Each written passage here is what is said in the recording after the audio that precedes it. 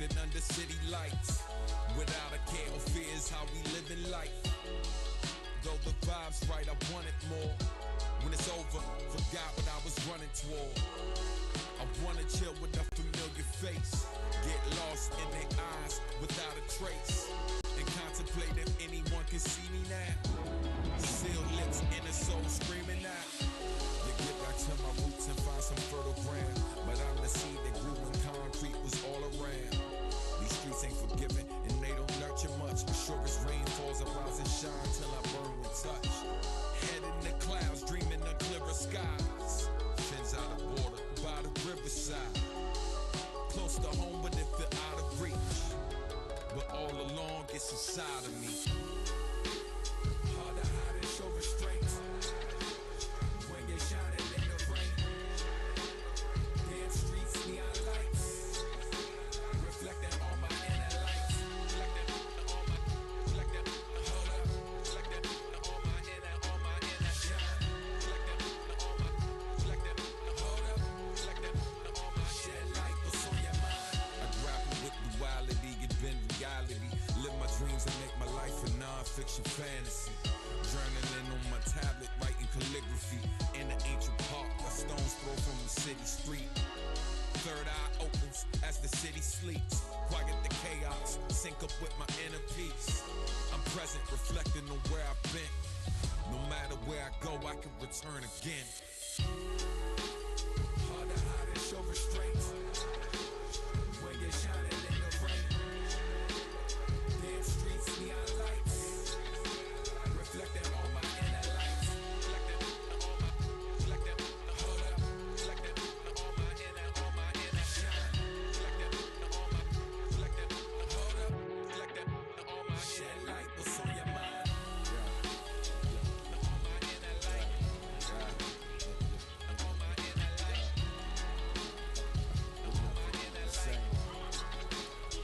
On my inner light. Hard to hide and show restraint when you're shining in the rain. Damn streets, neon lights, reflecting on my inner lights. Reflecting hold up, reflecting on my inner shine. Reflecting hold up, reflecting on my shed light. What's on your mind? Reflected under city lights, without a care or fears, how we live in life. Though the vibe's right, I wanted more. When it's over, forgot what I was running toward. I wanna chill with a familiar face, get lost in their eyes without a trace, and contemplate if anyone can see me now. Sealed lips, inner soul screaming out. You get back to my roots and find some fertile ground, but I'm the seed that grew when concrete was all around. These streets ain't forgiving and they don't nurture much. Sure as rain falls, I rise and shine till I burn with touch. Head in the clouds, dreaming of clearer skies. Fins out of water by the riverside. Close to home, but it feel out of reach. But all along, it's inside of me. Hard to hide and show restraint when you're shining in the rain. Damn streets, neon lights, reflecting on my inner lights. Reflecting hold up, reflecting on my inner shine. Reflecting hold up, reflecting on my shed light. What's on your mind? I grapple with duality, get been reality. Live my dreams and make my life a non-fiction fantasy. Journaling on my tablet, writing calligraphy. In the ancient park, a stone's throw from the city street. Third eye opens as the city sleeps. Quiet the chaos, sync up with my inner peace. I'm present, reflecting on where I've been. No matter where I go, I can return again. Hard to hide and show restraint when you're shining in the rain. Damn streets, neon lights, reflecting on my inner lights. Reflecting hold up, reflecting on my inner shine.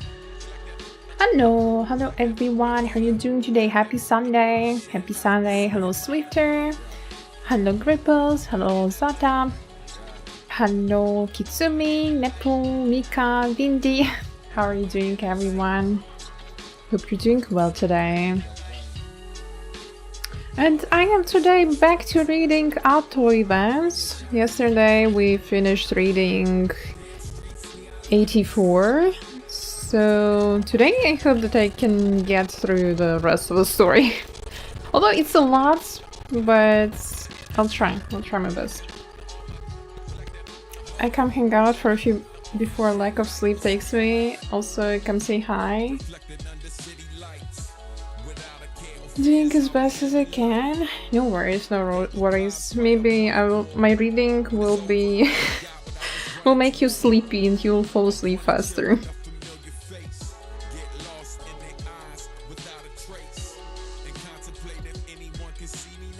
No happy it's on the second week of school and there's already an exam. Oh damn. Oh damn, I feel you. I feel you. It would also have it this way. And it's really annoying. I hope you survive through it.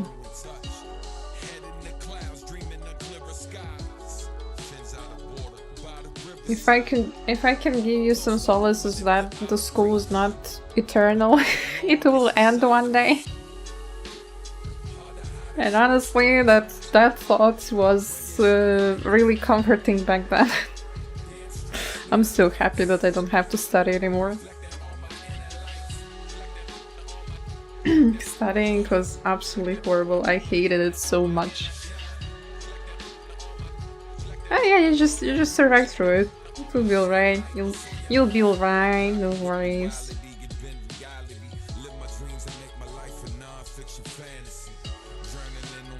Alright, yesterday we stopped at the moment where Haruka Hoshiguma and our information broker guy, I forgot his name. Moriuchi, yeah. They discovered that all of those city legends were actually not city legends, but cover-up stories for Yakuza operations. For everything that Yakuza was doing in the town, they always had a cover-up story that is like a city legend, a ghost or some shit like that. And essentially, Momoka was the person that was helping them develop all those city legends. And now they want to dispose of her.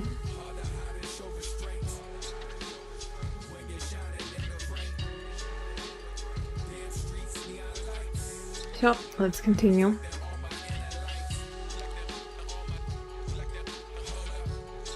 Now watch me not being able to voice act the same way I was voice acting characters yesterday. Momoka. Put me down, I can walk on my own. Alright. Alright, they decided to go to Momoka's apartment to wait it out a little bit. What happened? My room, it's a complete mess. Have Kinbei's guys been here already?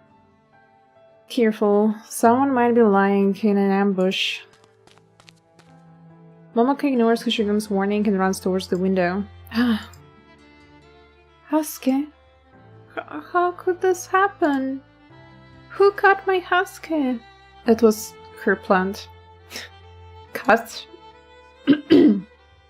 Hello Hitachi, welcome. Following Momoka to the window, Hoshiguma sees the objects lined up on it and a flower pot. There's only the stem of the plant left, the upper half has been severed.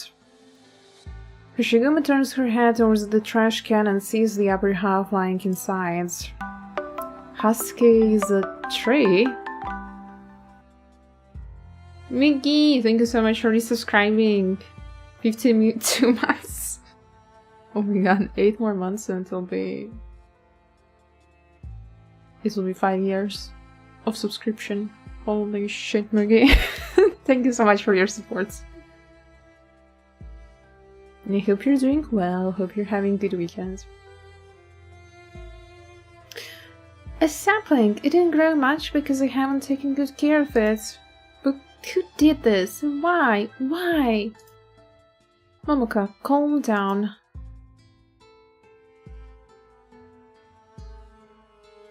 Let me go, I'll get revenge for Husky.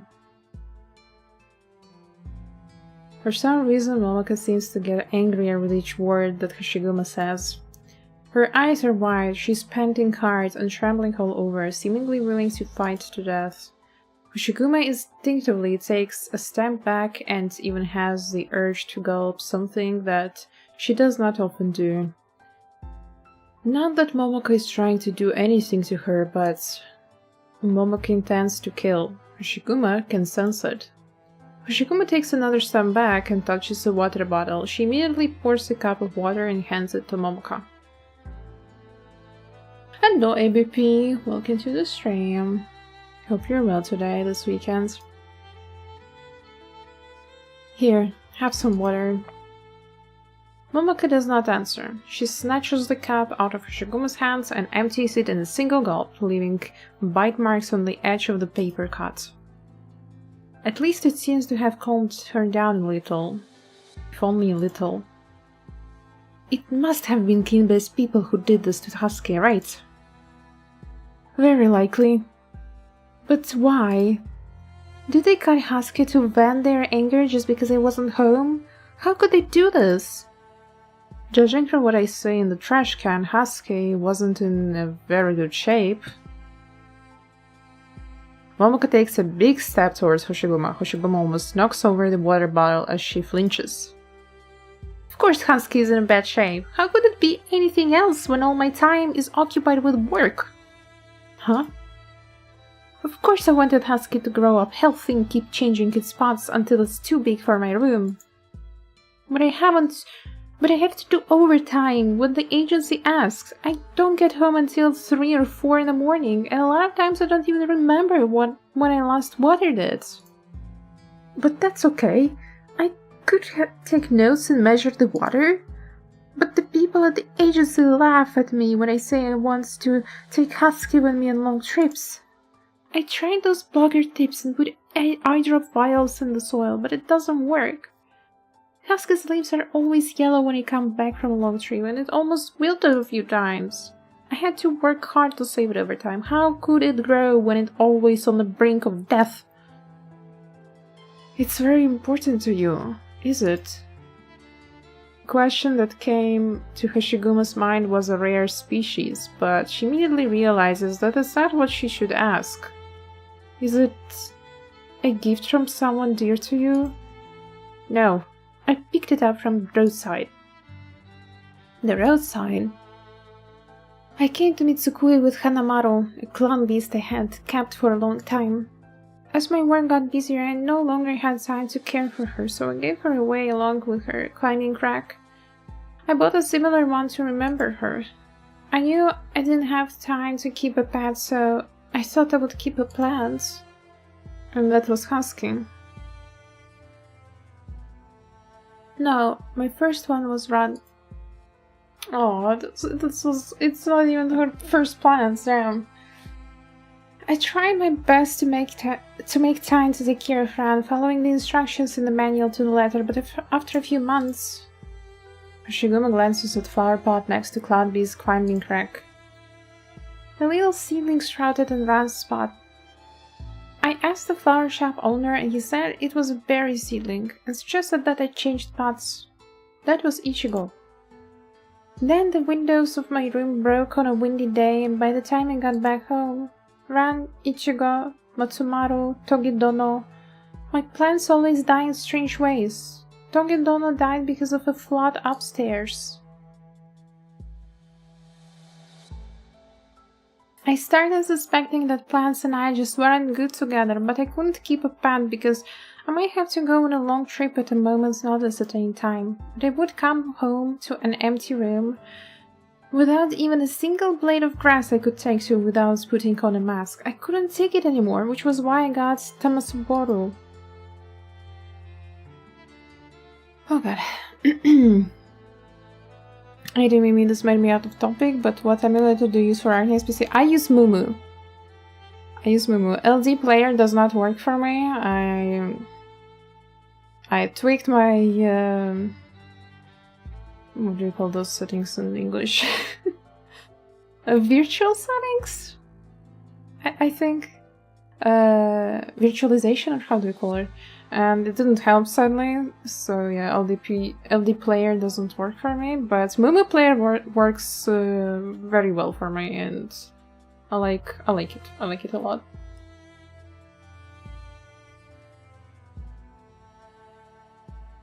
Trade graphics? No, not graphics.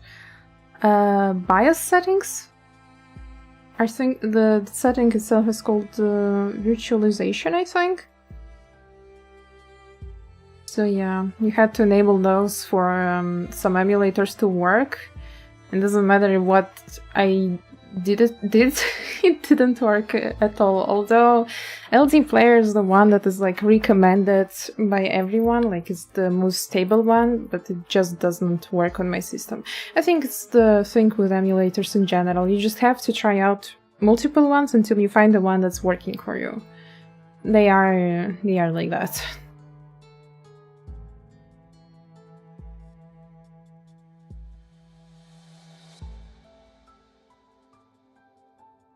Thanks, I'm looking to reinstall ARKNIGHTS on my laptop again. There are multiple emulators out there. I feel like most people use LD players, I said, but if not, then we should work too.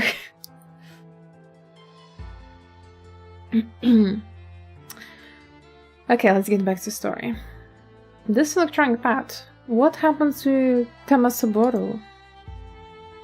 When I talked to the repair shop owner, he said it left the factory with a defective motherboard. I picked up Husky with a spot from a trash dump on my way back from repair shop. When I found Husky, I made up my mind.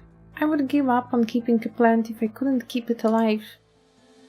With tears in her eyes, Momoko walks from one end of the windowsill to the other, showing them to Hoshiguma one by one.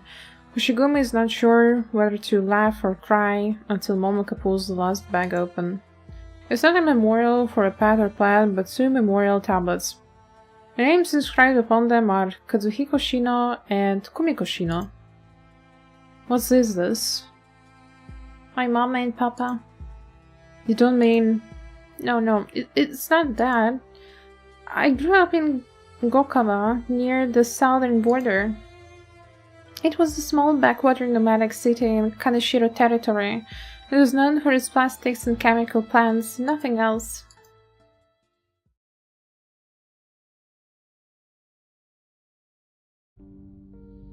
Waste from the factories had polluted the water supply.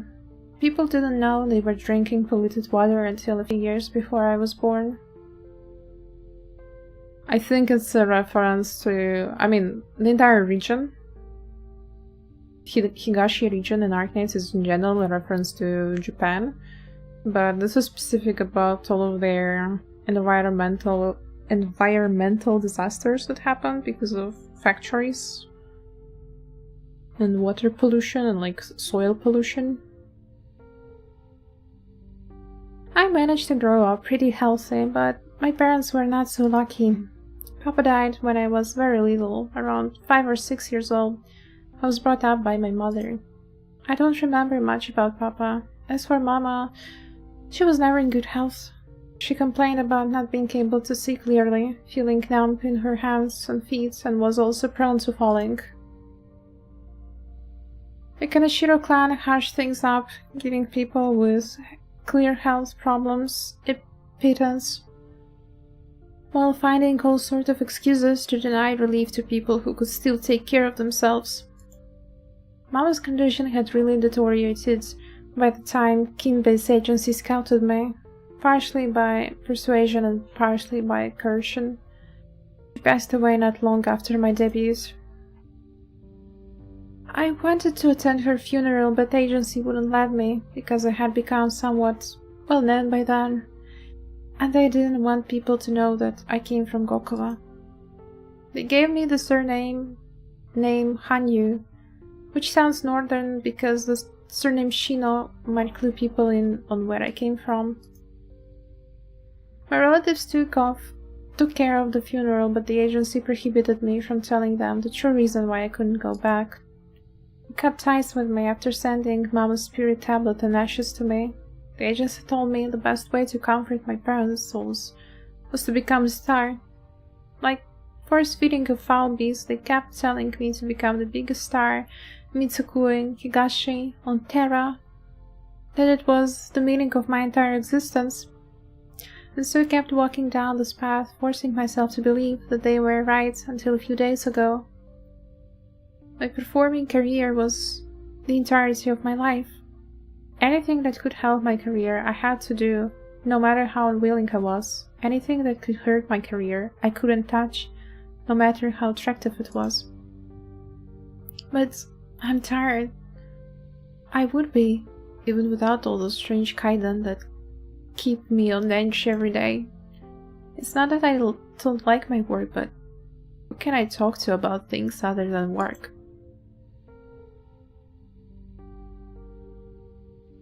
So, this is what it's come to. Nothing I kept ever lived long, their memories forming a long row on my windowsill. Silly, isn't it? A girl who kills anything she tries to keep. Momoko Hanyu should go home alone, take off her makeup, shower, brush her teeth, and go straight to bed. And straight to work the next day when she wakes up. Momoko Hanyu should do exactly as her agency says and stop trying to have a life outside of her performing career. But Husky lived for a long time, even though I never took good care of it. But now... Momoka. Sorry. What is your real name? Haruka. Mama and Papa gave me the name because they wanted me to go far away. Away from Gokuba. Away from the dirty water that killed without taste or smell to live in freedom. I made it far away, alright. As for living in freedom... Should I call you... No, don't. Call me Momoko. Momoko Hanyu. Sorry. It's not that I don't like that my name my parents gave me. How could I not like it? But I've come too far. I don't have a choice anymore. Haruka Shino has no parents, no relatives, no friends who know their name. A breeze is all it takes to blow her away. All I am is Momoko Hanyu, the performer.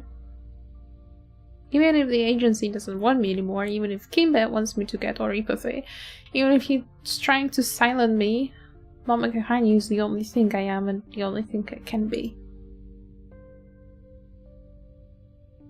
Oof. That's a heavy start of the read today.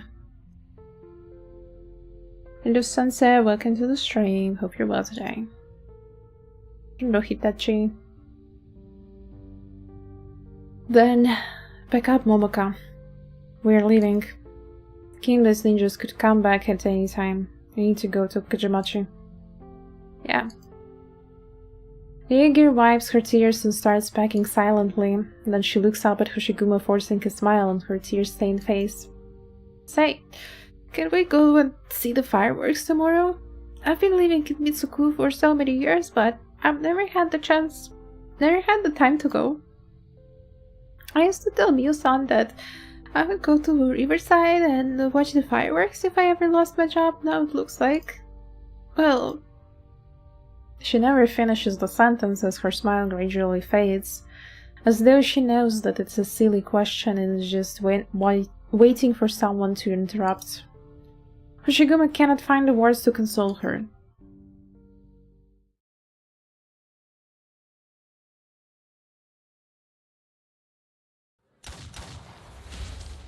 Bring it on, Makero.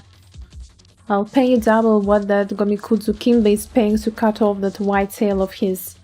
I wanted a belt to go with this outfit anyway. Oh my god, she'll make a belt out of his skin. Stop throwing this crap, what is in it? Kimbe's dirty photos or something? How much do you have to hate it to throw stuff like this? Watch your tongue.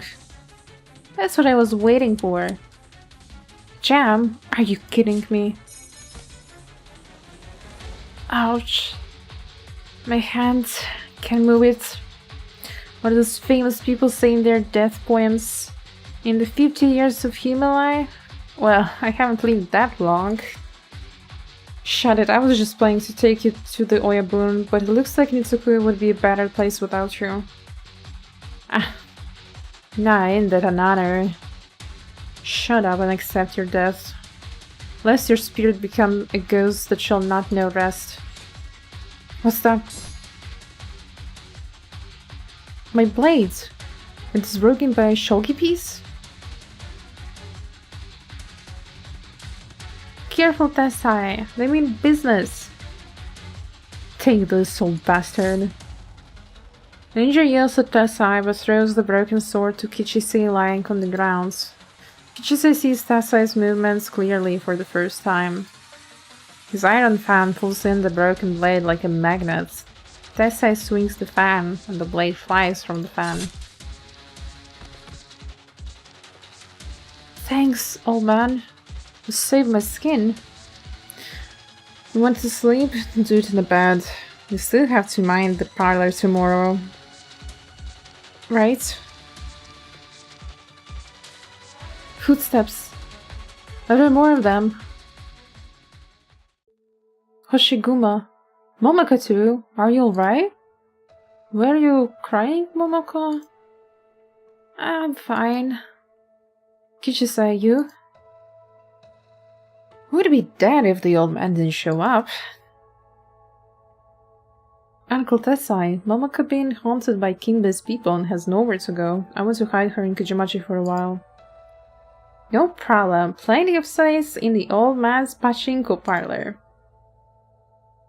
Kichise takes one glance at Tessai and realizes that he's not exactly in a great mood. What I mean is, she can stay upstairs in my shop. Suit yourself. Thanks, old man. I'll take her. One moment. Do you really plan on parading her through the town as though that son of mine doesn't exist? You mean Tetsuya? He's been snooping around. The girl can stay at my place until he leaves. He won't go there.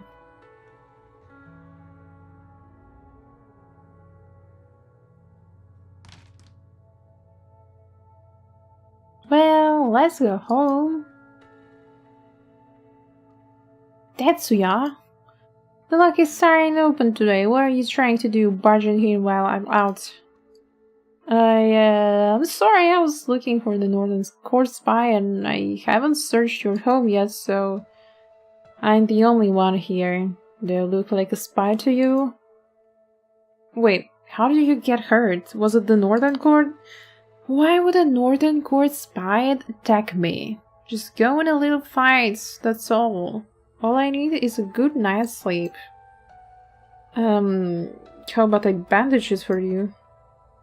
I almost forgot. You started studying medicine before working for Kinbei and wanted to try your skills on anyone in town who had a bump or bruise.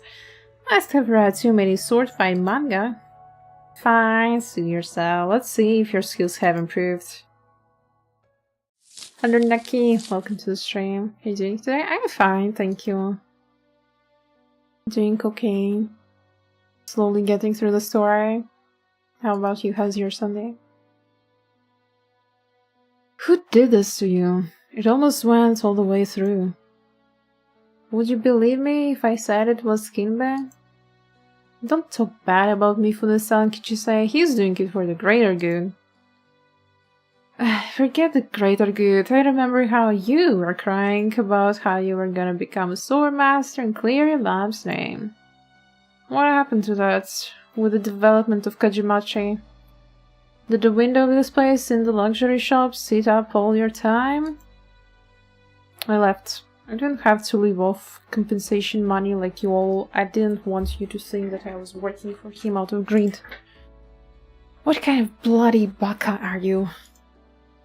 I'm not kidding. It was Kinbei's man who did this to me. I would be dead if your pop didn't step in. What? Ouch! Sorry, but... no, why would Mifune-san want to kill you? It must be misunderstanding. Misunderstanding? I saw Hoshiguma once at a shrine and then his men started tailing me. You tell me where the misunderstanding is. I'll go and find him. I'll smooth things over. You see, if he's really angry at you for some reason, are you his son? You're beyond saving. Seriously, I want to introduce the muzzle of my gun to the dumbest mouth of yours. Now get lost before I actually do it. I'll wrap the rest of the wounds myself. What a loser.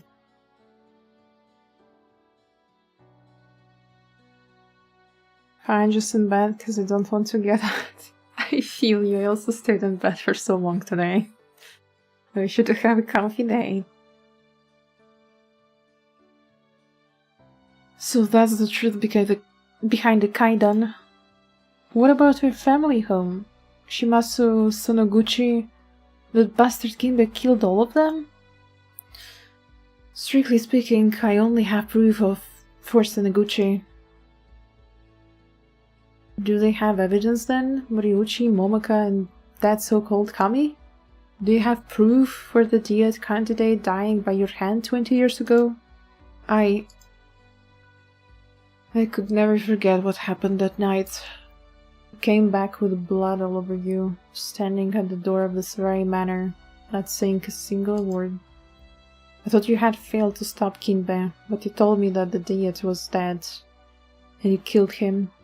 You accidentally killed Shuji, whom you were close to, while trying to stop Kinbe. Then you went berserk and started killing him indiscriminately. I didn't know her, look. The candidate was dead by the time you came to your senses. Who can prove that you did it? Only yourself, when you don't even remember what happened? If you think that Mifune didn't kill Shimasu and the others, makes you say that you killed the dead candidate. Well, there's a succession crisis brewing, and you did indeed kill brothers of the clan. Not one, but several. You thought the people wouldn't accept someone who could kill her own brothers. Indeed, you couldn't accept it yourself.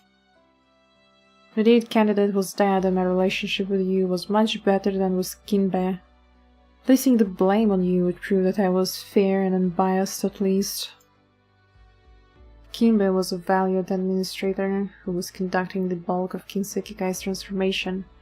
He put in honest work back then and was more valuable than someone like you who only contributed to fighting. All of these were things that you said to me that day when your reason had full returns.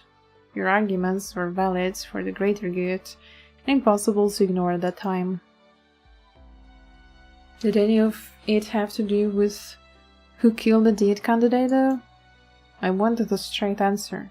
Did you kill the dead candidate by the name of Koreto? Yes or no? You said yes. The rest was history. I pinned the blame on you, then smuggled you to Longman. To everyone else, you had gone missing, having likely committed suicide because of your punishment for the murder. But one lie must be covered up by another. If you had killed the dead candidate, then Kinbe and his people must have gone to protect him. Things snowballed from there. Let me ask you again, Hoshiguma. Did you kill the candidate? If the answer is yes, then there is nothing else to say. I did my best after you committed the deed. It is my fault that the Kinsekikai has become what it is today. If not... Tesei says nothing more, but gazes straight into Hoshiguma's eyes. The only thing I hoped when I came back was that my sacrifice was not in vain, and that things had gotten better in Kinsekikai. But I was wrong. So you didn't kill him? No, I don't know. I remember nothing from when I accidentally killed Shuji until I saw the candidate's lifeless body. All I know is that I had gone on a rampage. And why did you say yes? Hoshiguma says nothing and looks in the direction of her family home. Because of your father.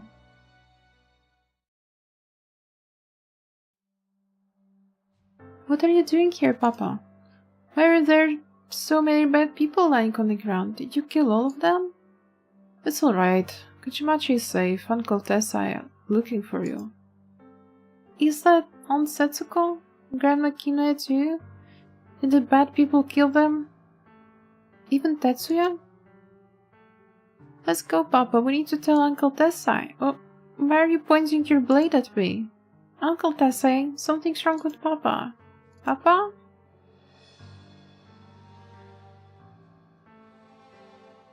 Yes, your father had killed Tetsuya in his madness. But what do Setsuko and my mother's death have to do with him? Hadn't he been protecting them? I told you, Tetsuya, not just him, but what happened to your father too. It was all the fault of those wandering Kani. None of this would happen if not for them. Besides, since when did I say that you needed to take responsibility for what your father did? I am not taking responsibility for him. All I know is that I was just like him at that time. It was either me or Kinbei who killed the candidate. It wouldn't have been anyone else, but it could have been me. And if things had gone on, it would have been me sooner or later.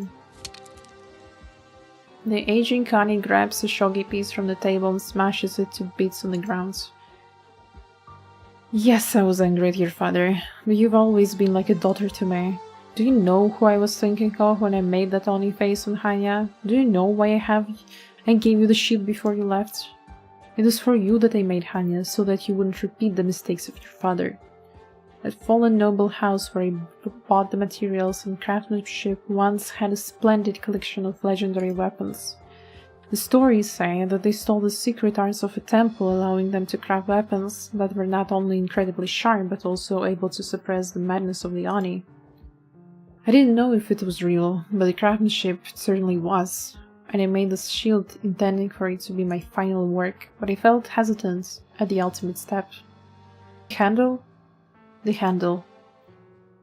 According to the laws of the secret art, the part connected to the pile must be polished by the wielder personally until it fits comfortably in the bare hand.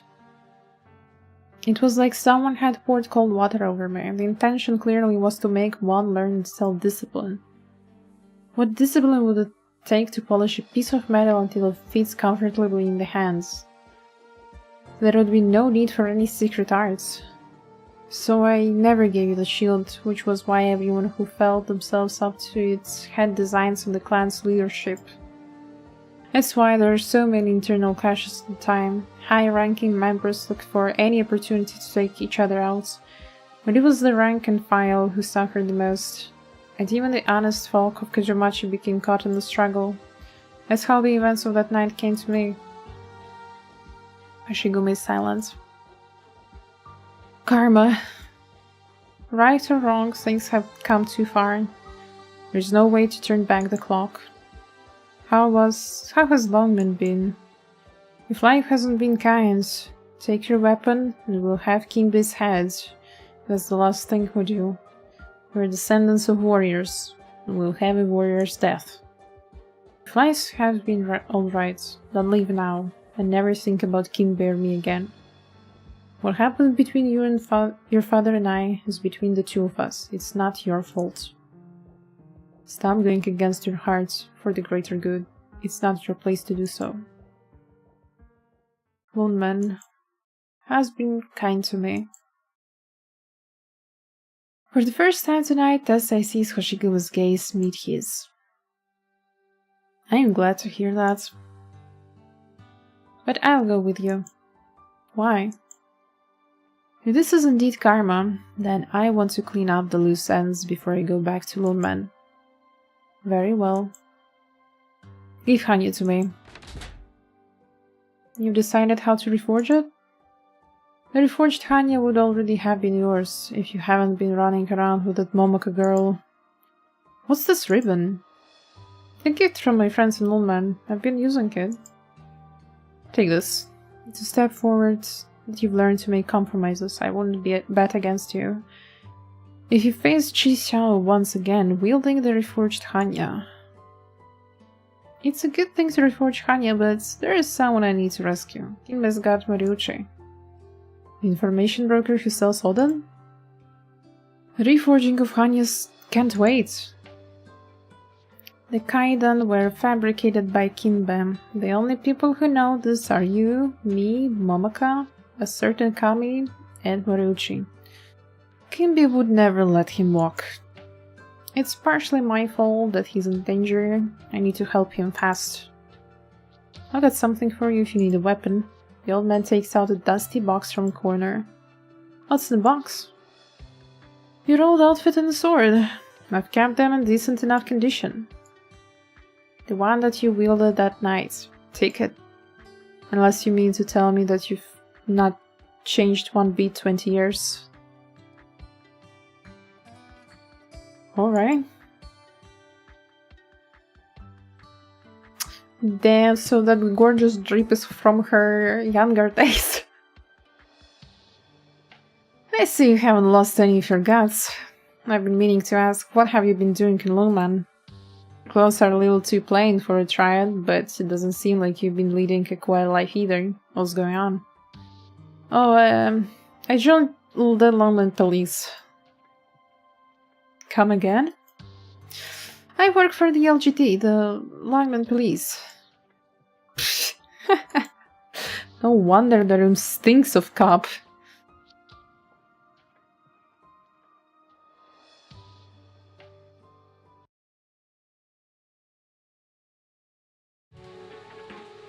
Hoshigumi is a stinky cop. Oh, that's nice. She finally got the new drip. Or, I guess, the old drip. Okay, these two assholes. Are you really going to Kajamachi, Mifune-san?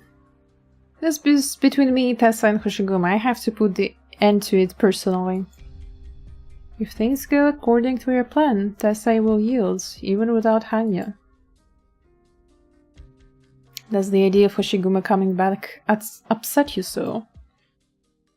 I don't see the need for it. True, you would have much more work to do if she came back. I'll tell you this plainly, since you'll someday take over for me. What do you think is the most important to living well in Mitsukue? Unity? No. The most important thing is beauty. A fine appearance will turn people's prejudices on their heads. You and we all benefit from it. If I kept looking like a thug, they would have kicked me off the camera the first time I was on TV. I never could have built Kinseki Channel into what it is today.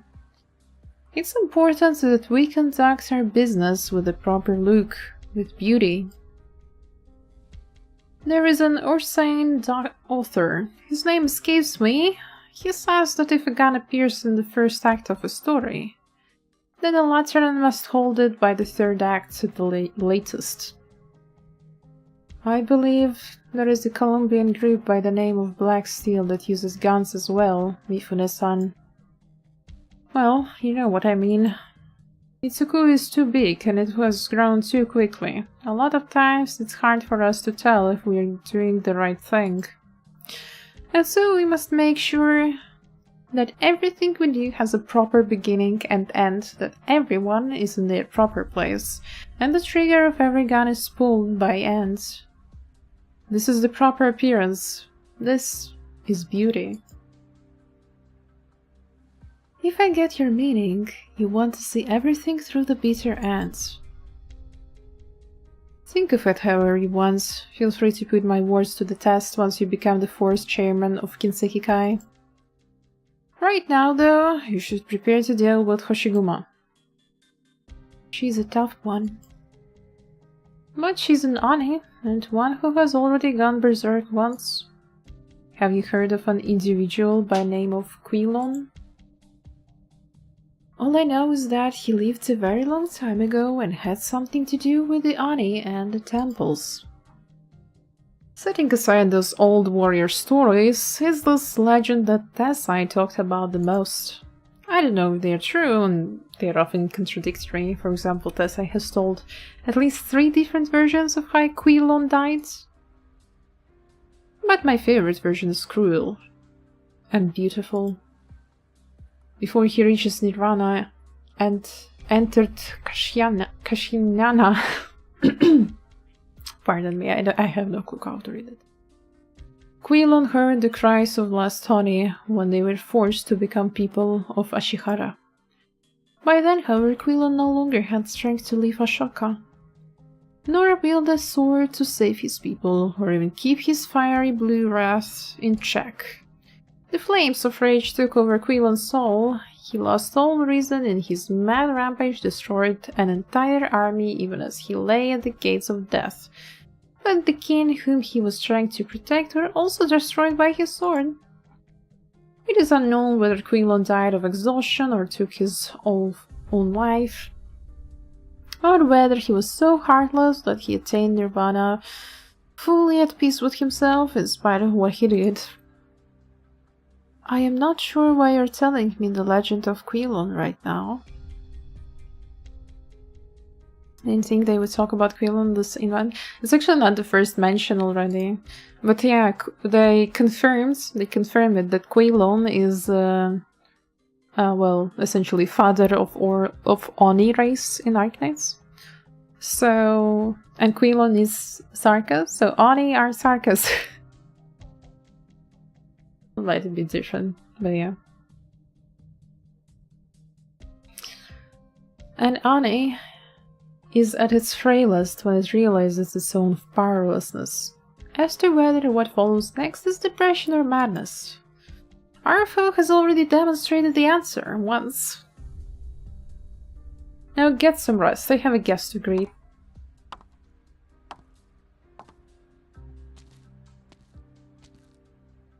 Mifune-san, I bid you good health. You're not hurt, are you? No, I have slept better in a long while. Yes, in your line of work, it's important to be of good humor, to smile, to be inquisitive. Call Hoshiguma. Tell her that I have something to discuss. See, Mifune-san, Hoshiguma helped me a lot, you know? He helped you discover the truth of the Vanyudo? Yes. But not only that, right? What was going through your mind when you stood in front of your yatai at loss, thinking about all those years you wasted chasing the Kaidan, weren't you? Now you know it was all fabricated. You were fooled by me and these Kaidan stories I made up. Why? Why did you do it? None of your business. Just think of it as a stroke of bad luck. But life goes on after all. So if you're willing, there is something more concrete you can seize. Are you trying to bribe me? Bribe? No. Make the call and you can keep up your little information broker gig going. Refuse and you know what the Kinsekikai does to our enemies. Mifune-san, would you like a reminder of how you lost your right eye? I haven't forgotten. I barged in on one of your negotiations while chasing Kaidan. I took one eye because you saw what you shouldn't have seen. I let you keep the other because I valued your talents as a warning to you. Now it's time you showed some gratitude. Please give me a few minutes to think. Mifune slowly draws his blade.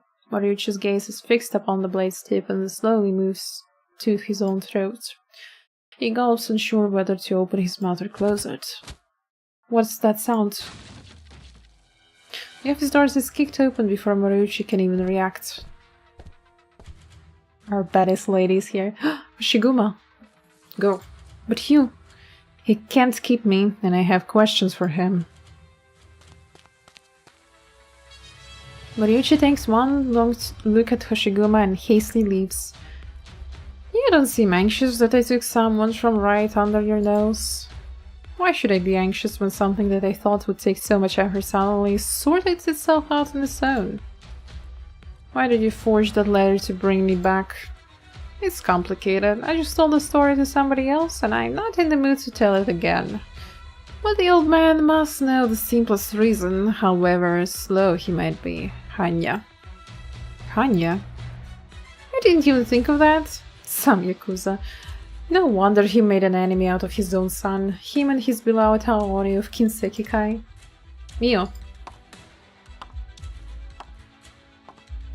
I'm afraid your break's over. Stole her. Alright. You think your boys can beat Uncle Tessai if you stole me? Keep dreaming. Why do you think victory is just a question of combat? What are you planning then? You'll see. Now I'd better be going. Hold it right there.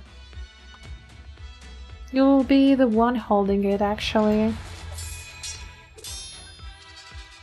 Fire and humming.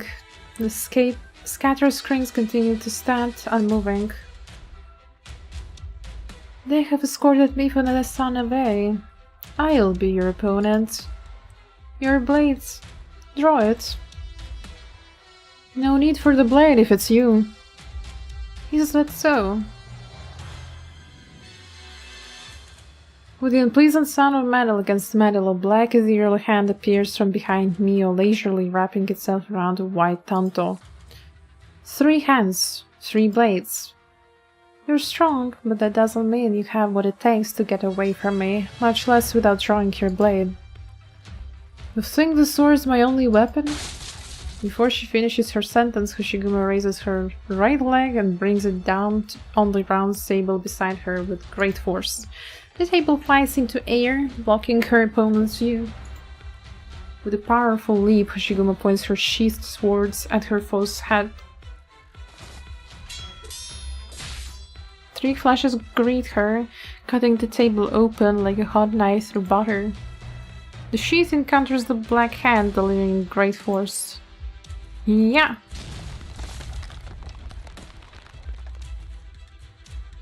Impressive power. Why didn't you draw your blade? None of your business. You're afraid. Afraid? Me?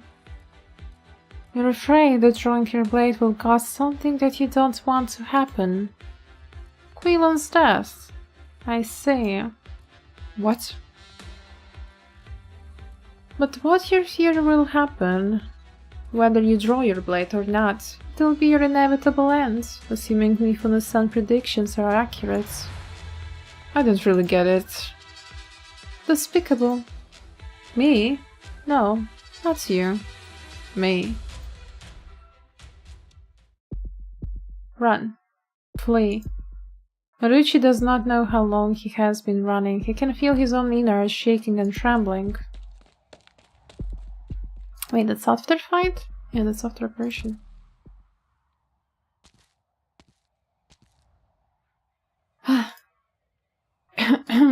Did I shake them?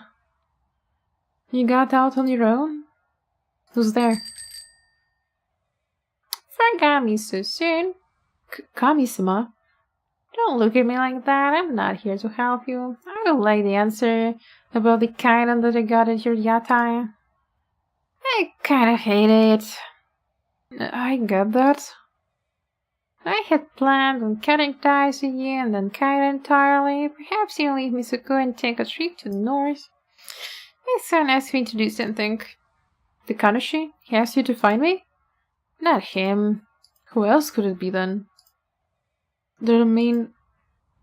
It asked me to bring you a single message. Meet me on your usual rooftop. Could it be? I have delivered the message. It's time to go. The Kami turns around on its unicycle. No sooner has it got on than it sees Marucci is already a long way off. Is this how you repay him when he searched for you for so many years? You know what? It's none of my business. It's finally the Kami that Marucci wants to find. I mean, maybe. Although it did sound very ominous. Marucci runs up the steps. He's running as hard as he can. A breeze blows in Marucci's face as he opens the door.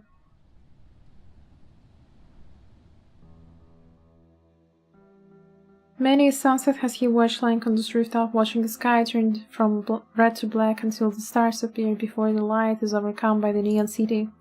The air is early and the sky should not look like dusk, but he pays little heed.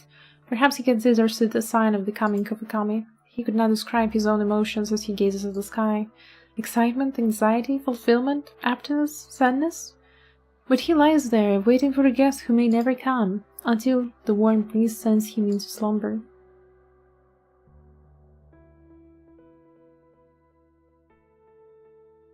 Father, I think there's something behind the Kamidana. Behave yourself, Toro. This is a sacred shrine. But it's really there. Come, Toro, it's our turn to pray. Please, Kami-sama, keep our family safe and may we repay our debt soon. It's the Maneki Neko. There. The debt should be settled with some money left over even. We're out of the woods. What are you doing here? Are you bored of the shrine? Kami-sama, arigato. Father's meat has gotten a lot better and Mother has had time to take me out. Can I come and see you again? No? I'll definitely come see you again. Listening. Thank you for listening, Sata. Our shop just opened. It's really pretty. Do you want to come and see it? I'm sorry, Kami-sama. I've been busy helping out at home. I haven't had time to come see you. Please don't be angry and let me see you.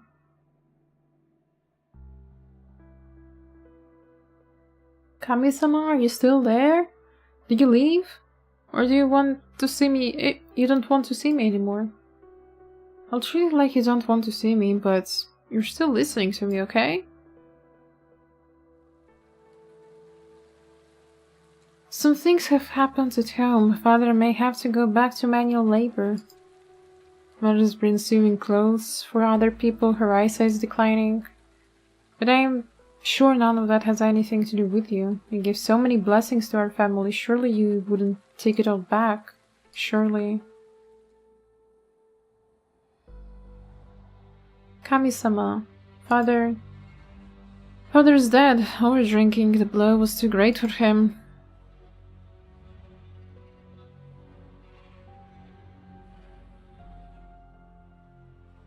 Where are you? Please, Kami-sama, where are you?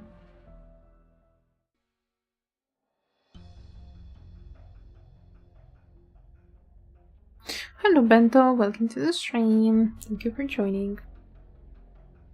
This haunted house. It's empty. Something's not right.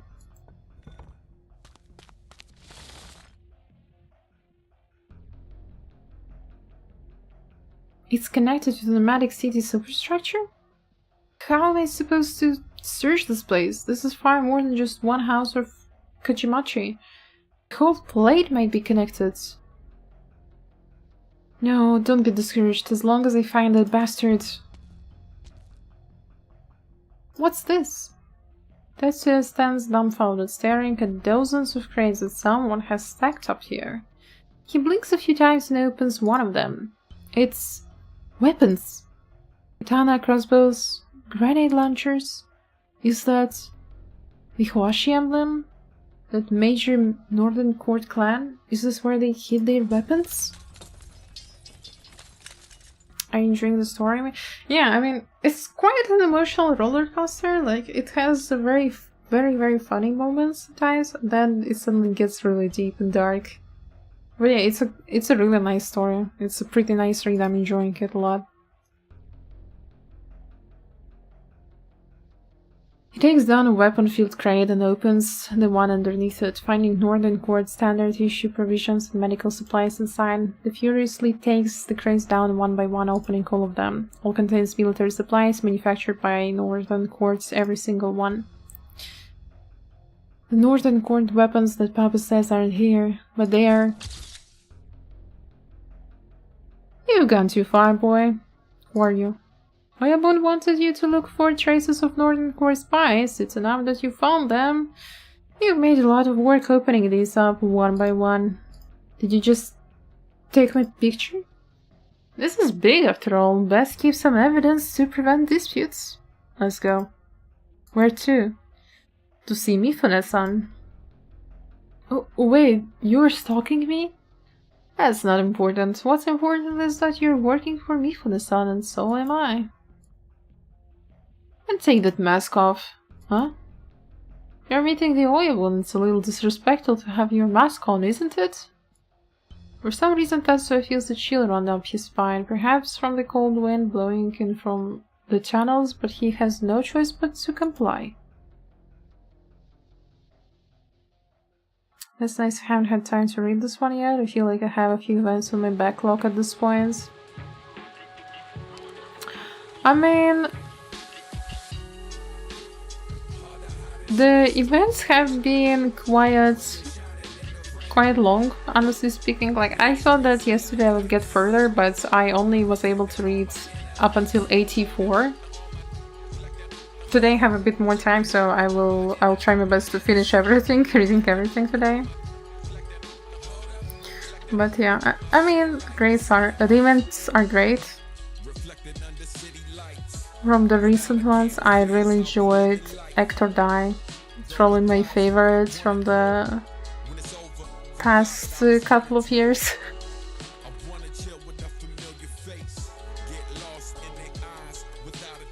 Alright, the audience bleeds on stage, the actor weeps in the audience box.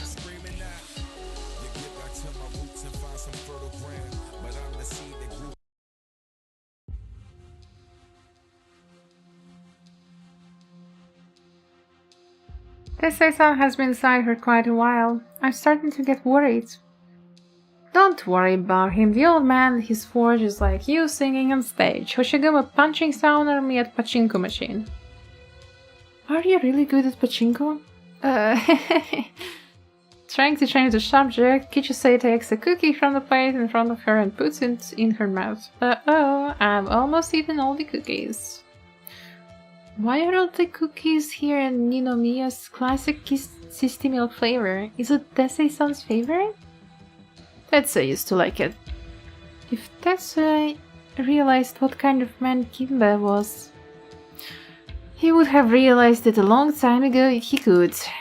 To be fair, Tetsuya following Kimbe around is really just a fact. The read card goes back to old man Tetsuya.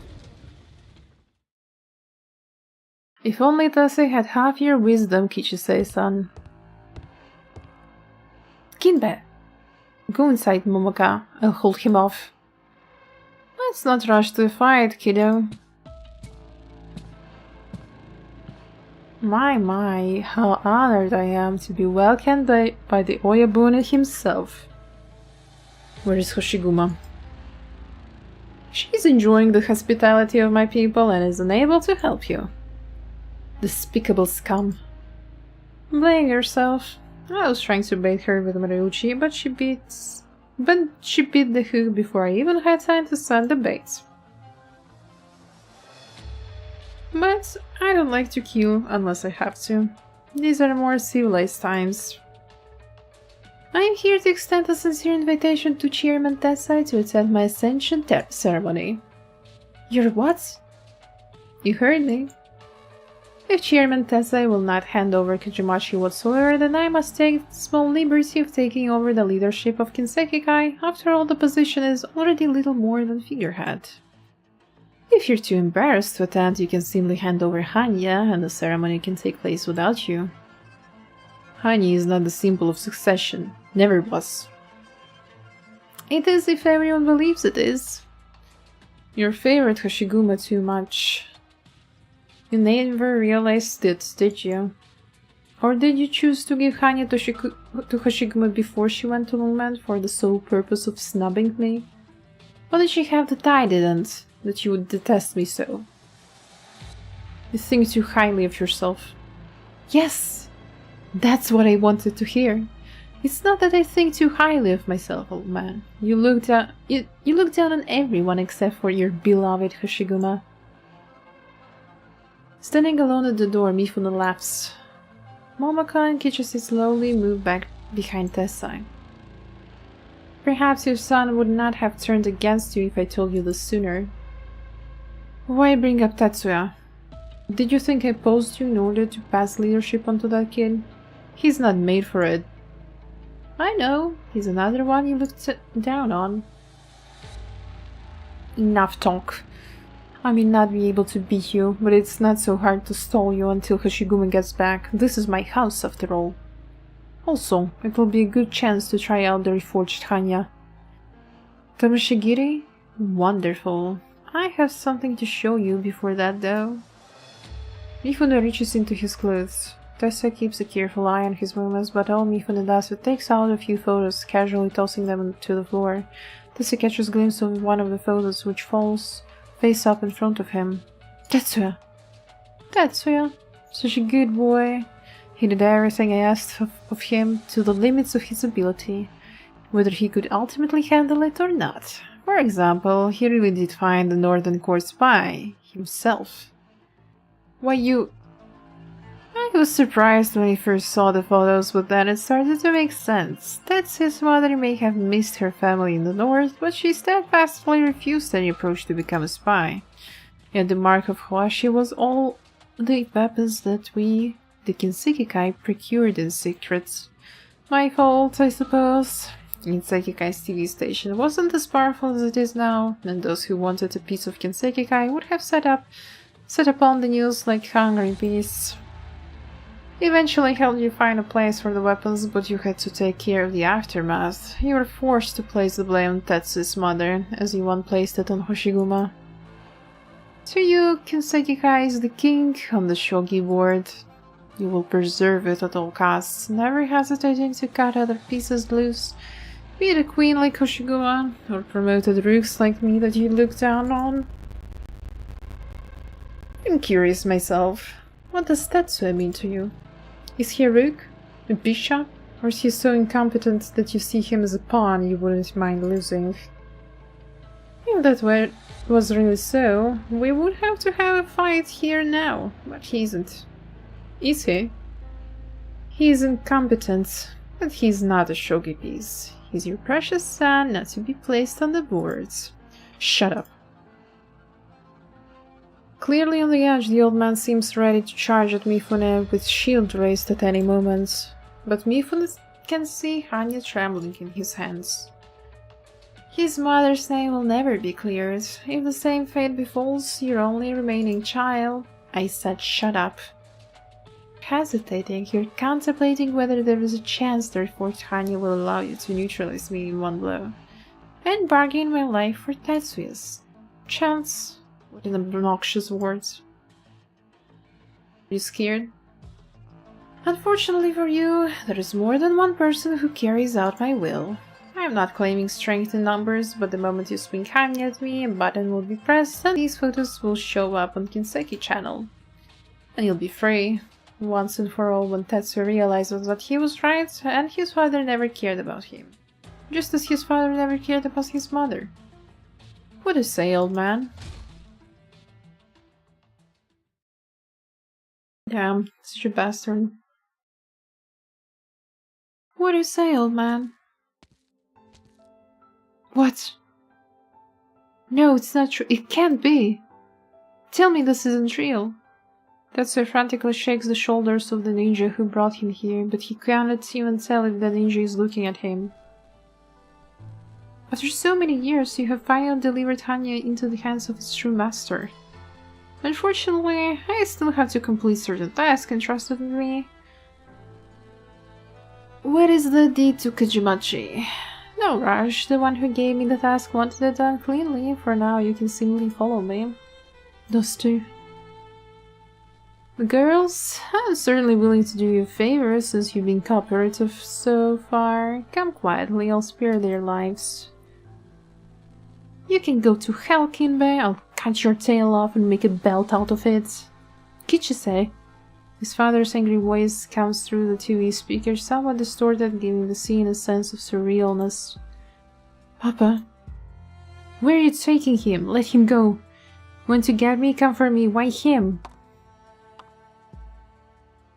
Mio-san, where is Aoni? Mifune-san's order were to let her go when the time is right, and allow her to return to Kajimachi. What of the boy? When do we let him go, or are there other plans? I don't know. The orders from upstairs were to keep him in the room and don't let him break anything in it. I wasn't told anything else. I see. Mia-san, not sure how long I'll have to watch him, and I was up all night last night. I'm very tired, to tell the truth. You can go. Arigato. Hello Jay, welcome to the stream, thank you for the sip.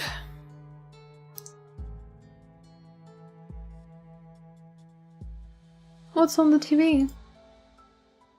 Let me go. I asked a question. Let me go. Mifune-san's order are that you're not to leave this room.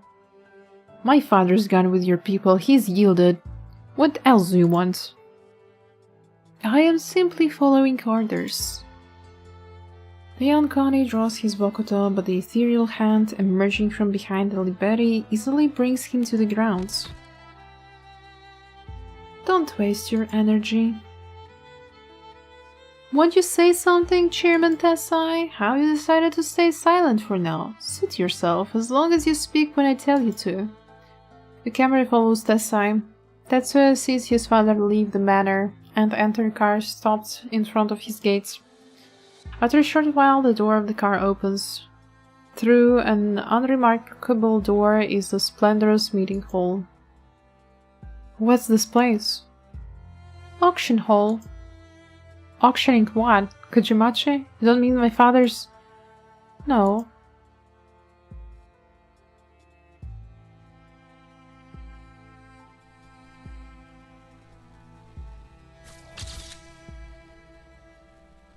The next item for auction is not listed in the catalog, it was added at the last minute. Oh my god, they're selling the Hanyu shield.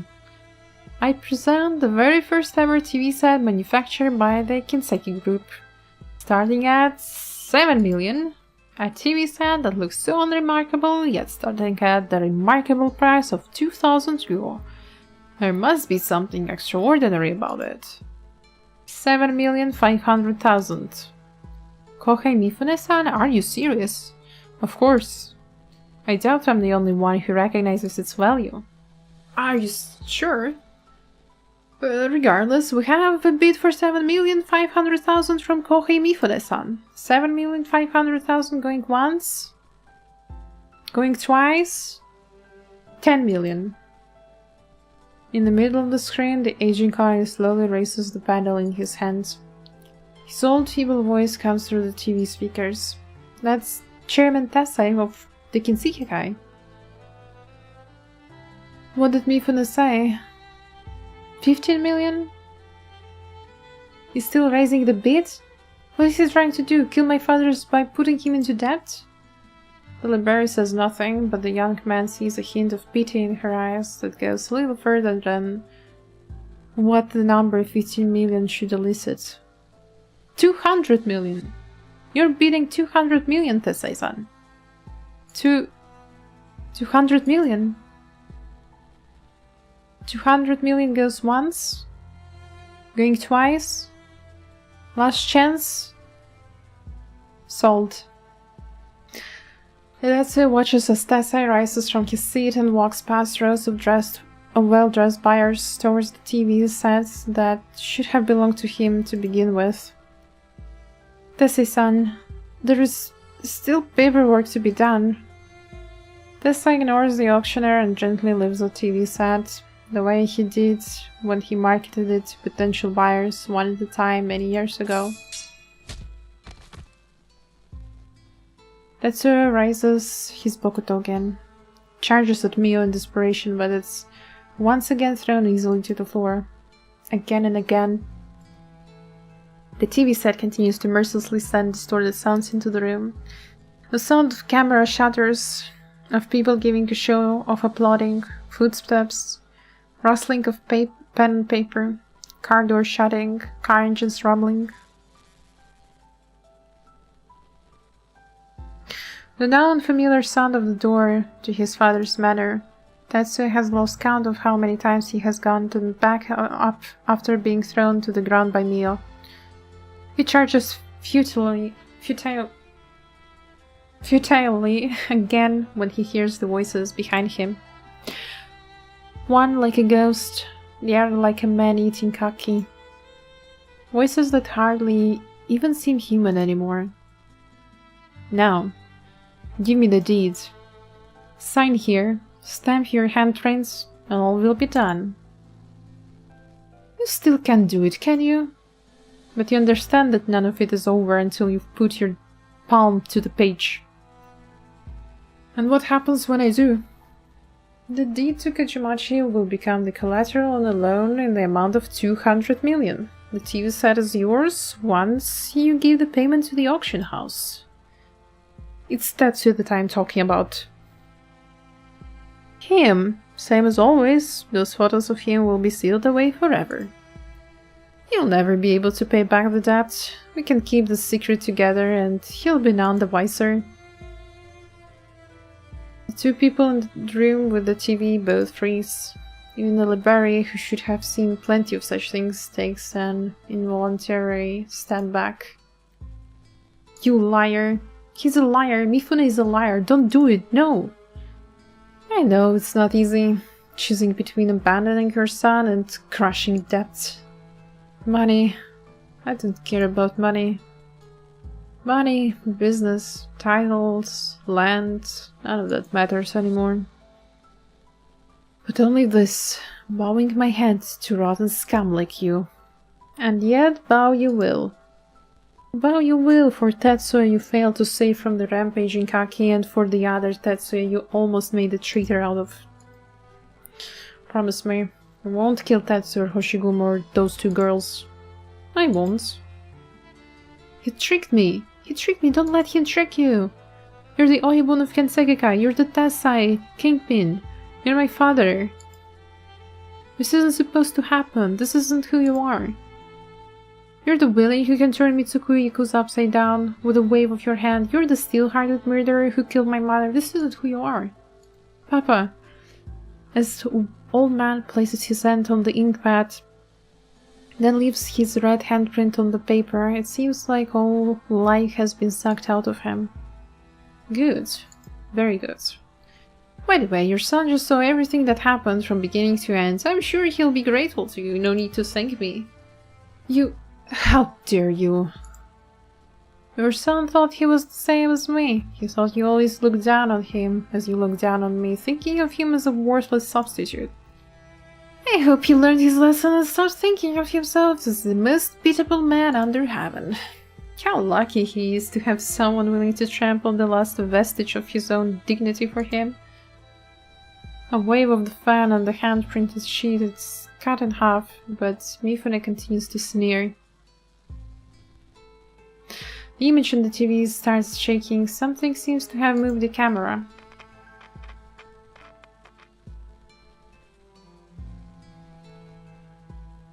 Here is the camera. You deceived me. You let Tetsuya know about all this. You never meant to spare him. Why would you deceive Hoshigumo, deceive me, deceive Tetsuya? Deceive is such a strong word. Hoshigumo learned that her choice was only ever wishful thinking. Tetsuya learned that you did love him after all. And you understand now, don't you? Mitsuku no longer needs you, or the hypocrisy of the Kinsekikai. Everything you've done was to fool yourself. A loud noise comes through the speakers as the camera is smashed. The screen goes dark, but speakers continue to mercilessly communicate the sounds. The sound of Tessai fan clashing with Mifune's sword, the sound of labored footsteps.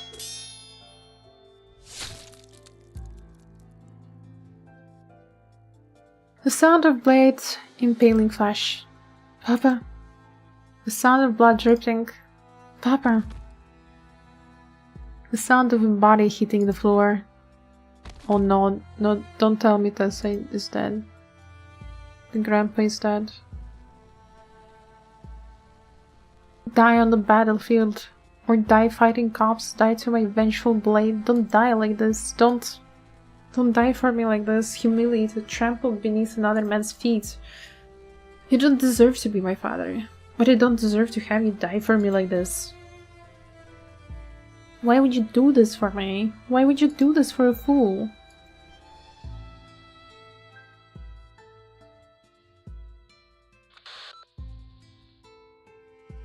Mifune-san. Yes, I took over from the ninja. His reaction? I'm sure you can imagine. You Have no further use for him? Yes. What other orders do you have? Yes. I'll go to the place where Momoko is being held.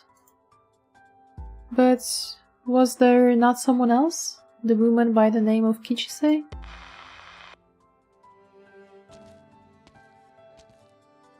Mio, is it? Mifune told you to kill me, didn't he? He wants to wrap things up cleanly. He doesn't want any loose ends, does he? Then do it. Kill me here and now. Otherwise I'll kill you with my tooth and nail, whatever it takes to get out of here. Go. Go? Go, before I change my mind. Never come back.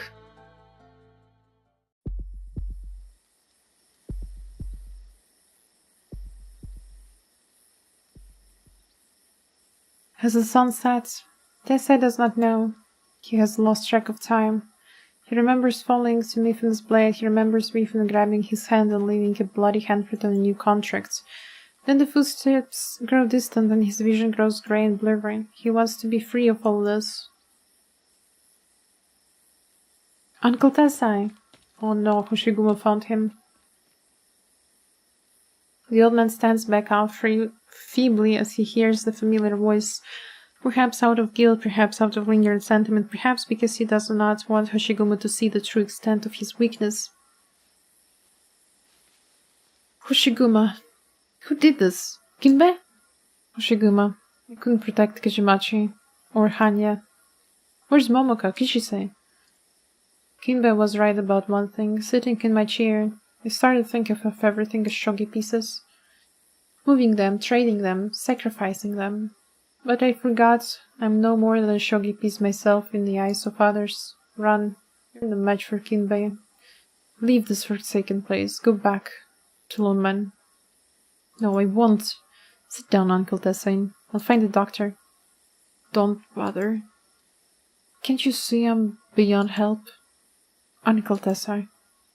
I'm here, Uncle Tessai. I'm not going anywhere. Sit down. We'll sit together for a little bit, just like the old times. Shiguma helps the dying old man sit down. She casts her gaze towards the tall walls in the distance. There are lights flashing outside, and the sound of tracks rolling over the ground. She does not care what it means. Kichimachi is dead, and she cares not what will become of it later. All she knows is that she must stay with the dying man. The old man's breathing grows weaker and weaker, but he begins to feel the rumbling of tracks too. He looks up in terror, but his eyes can no longer see. The ground trembles beneath him. Is that a sound I can't hear? What is it, Hoshiguma? What is it? It's... Hoshiguma stops in mid-sentence, choking back tears. After a while, she growls from the back of her throat.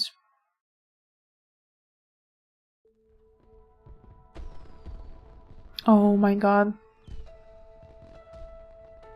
It's the signal to begin the fireworks show. Fireworks have begun. Yes, they're ready.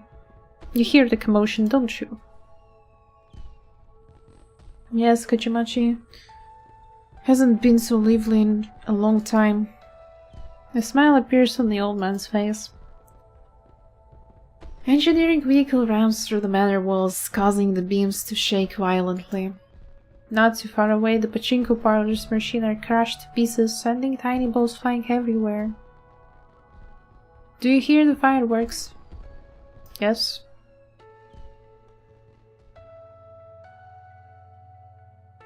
So the fireworks going off, taiko drums rumbling, the noise of the crowns. He feels the trembling of the ground again, its joyful dance. He hears the faint sound of cars' horns. From vehicles caught in the traffic jam outside, he senses his own heartbeat growing slower by the second. No, I can't. In his final moments, his heart races once more, and hot blood flows swift through his veins as the dying man gazes at the sunset, thinking that it is the rising sun.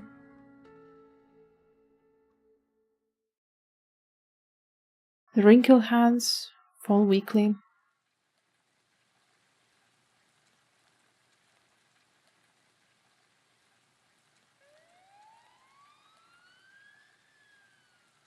Damn.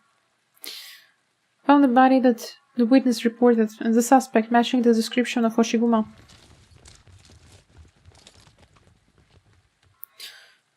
Was this part of Kinbei's plan too? Shut up and come with us. Calling the police, letting you see me with Uncle Tessa as he draws his last breath, so that I'll once again be suspected of murder. What is part of Kinbei's plan too? Did his people call you? I see. Hoshiguma takes a leap and sees a familiar foe before the policeman says anything. Yakuza, ninja. You're in league with each other. The policeman looks down at his own feet as Hoshiguma swings her unsheathed sword, trying to cut a path through the faint but inevitable dusk.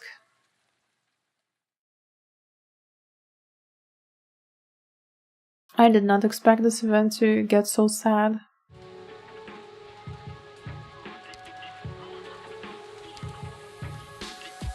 Okay, in a moment I will catch my breath and sleep and we'll continue.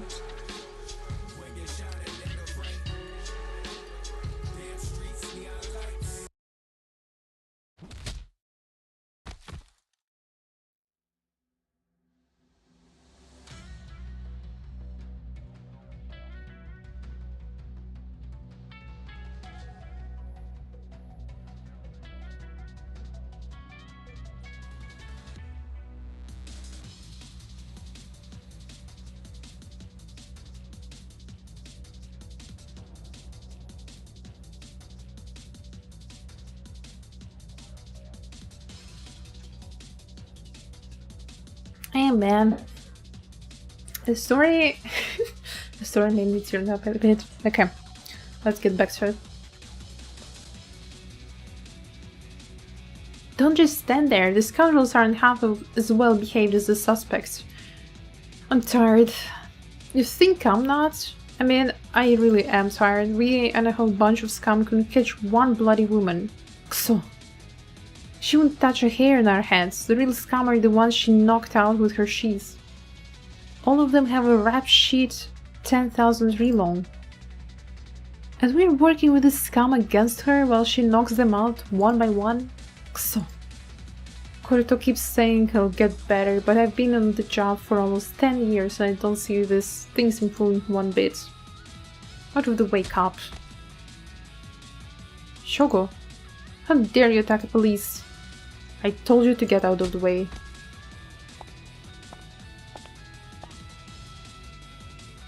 Hello, welcome to the stream. Hope you're well today.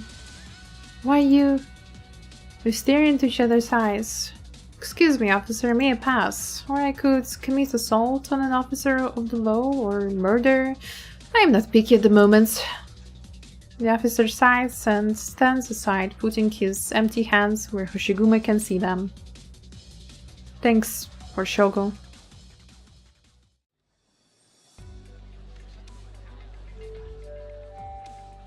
Ding dong ding, Lingona's department store. Everything you want, you'll find it here.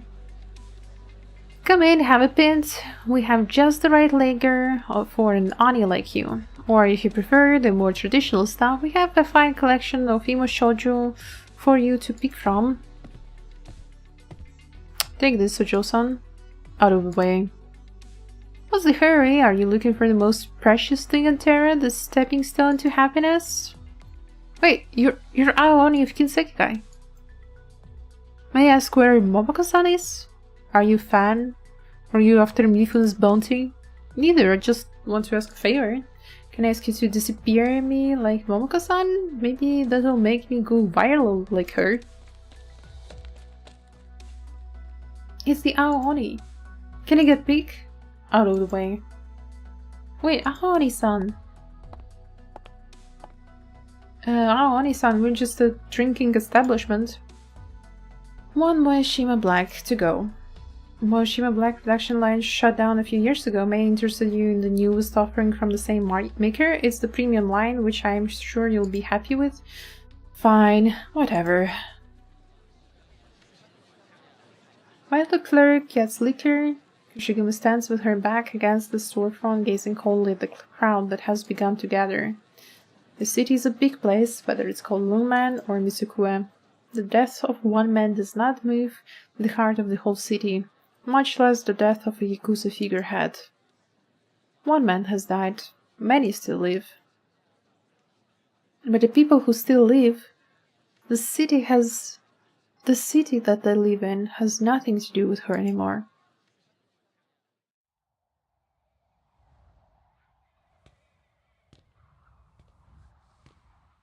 No one is following. This is a good place. Hoshiguma opens the bottle and the smell of alcohol gushes out. Just smelling it is enough to make her lightheaded. This one up for you, Uncle Tessai.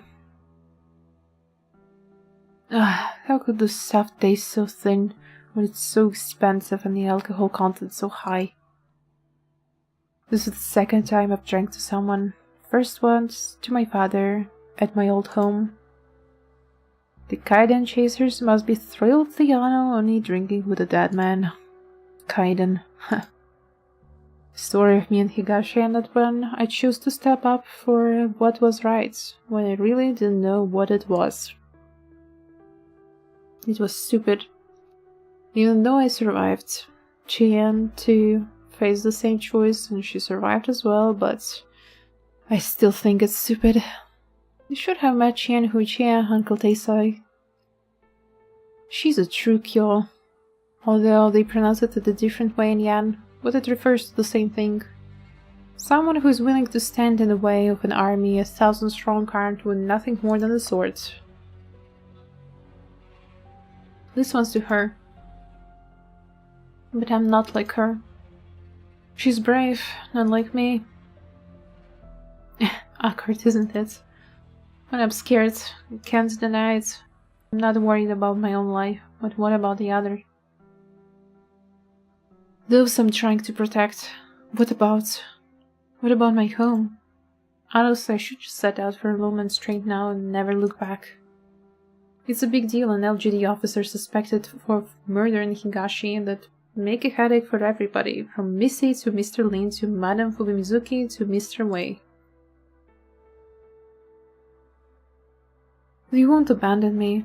I know what kind of people they are, and they know me well, but it cost us. Will my new home suffer for the trouble that they caused? How could I keep calling it home in that case? Or I could draw my sword and become a real Oni, a killer. Well, kill Kinbe, kill any of his men who dare draw on me, kill any police who stands in my way. Turn into a nightmare that roams the streets of Mitsukura, become a true monster, become the Kaiden after all. Take the vengeance, go with the tide, embrace the times, become the maddest of the revelers, and become exactly what exactly what everyone in Mitsukuri wants me to be. There is no way out. Every path leads to a dead end. Is the bottle empty already? You certainly can hold your drink, Hoshiguma-san. Who's there? Oh, the detective. Where are your men? They came alone. Where's Uncle Tessa's body? In police possession, because of death was as a sword wound, but it was not your sword that did the deed. And why are your men after me? Orders from above. Are you here to arrest me too?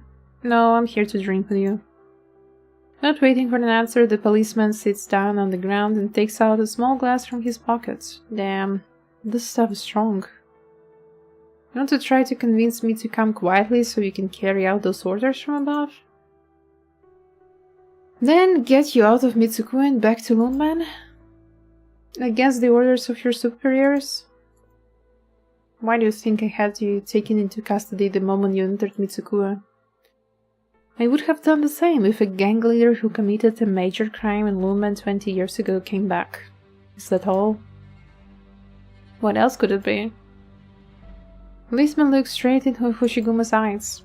When he realizes that Hoshiguma is not joking or hiding anything, he suddenly punches her in the face. I can't believe you forgot. The diet candidate killed by the Kinseki Kai was named Korito. That was my uncle. Konobakayoro. His murder would not have gone ignored all these years if you didn't stupidly claim responsibility for your stupid Yakuza honor. Sorry. It's a little too late for that. There is nothing I can do about Mifune now.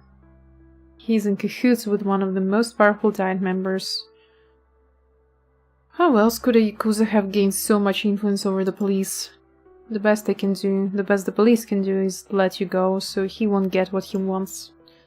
An Uncle Tessai death will be nothing more than a footnote in the Ao Oni Kaiden legend and the haunted house, and nothing will ever get resolved. Same as it was back then, am I right, Detective Korito of the Spiritual Affairs Station? You say you don't want him to get what he wants, but all you're doing is helping him. You think Mifune is behind the Kaiden? You don't sound surprised. A cop is a cop, even if he's from the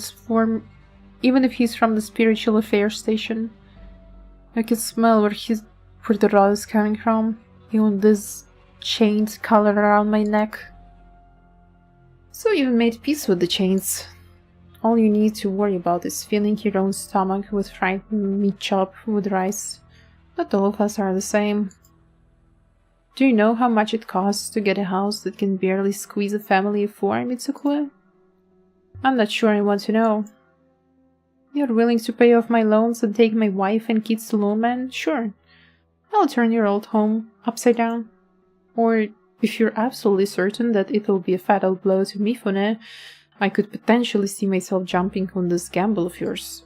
Now, it's your turn to answer. Do you plan on paying off these loans that I'm not even sure I could free myself of before I die?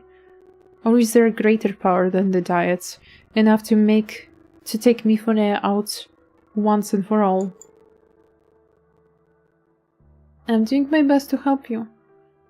Recognize good faith when you see it, Aoni. The policeman angrily downs the last bit of liquor left in the cup.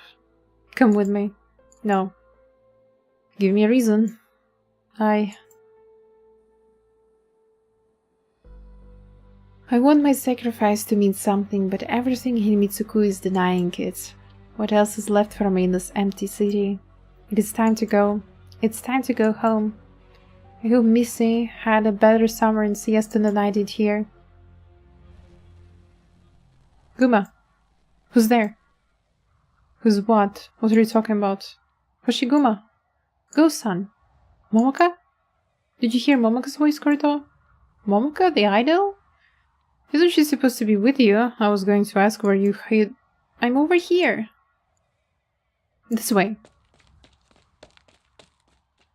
Hoshiguma runs in the direction of the voice. Korito sighs and follows her. There's no one here, but the voice is getting closer. Over here, this way. Momoka? What are you doing in the TV? Neither Hoshiguma nor Korito say it out loud. A shabby TV set lies outside a tiny shop. It is hard to tell what the shop does or if it's even open at all. Inside, Momoka is yelling something at Hoshiguma. Hello, Macaroni. Good day to you. Good day. She is not looking at Hoshiguma, but knocking on something in front of her, as though she is trying to break the TV screen and climb out.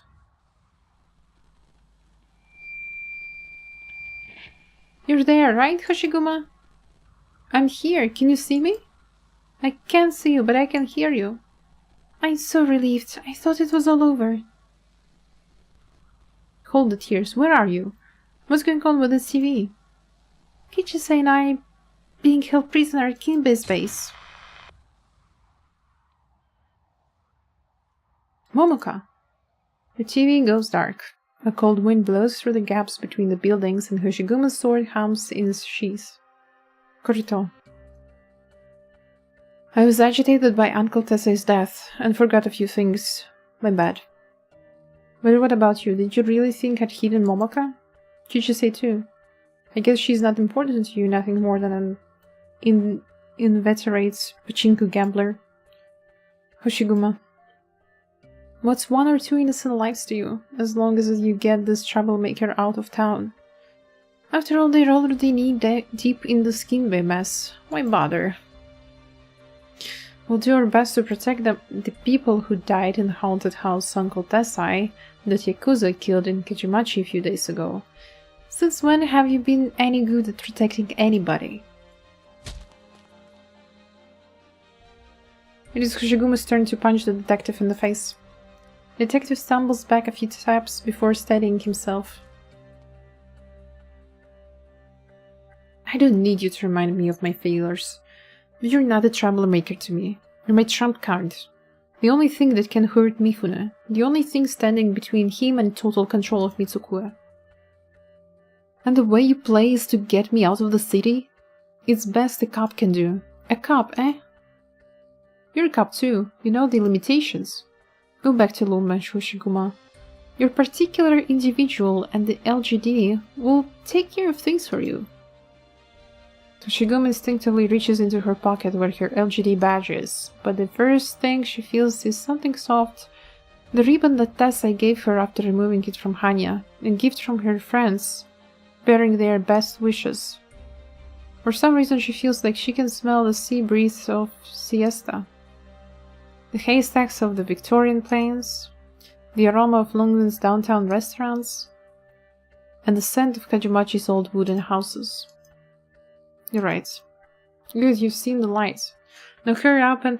I mean, you're right that the LGD would take care of things for me. Maybe I've been too cautious, too concerned about bothering my friends.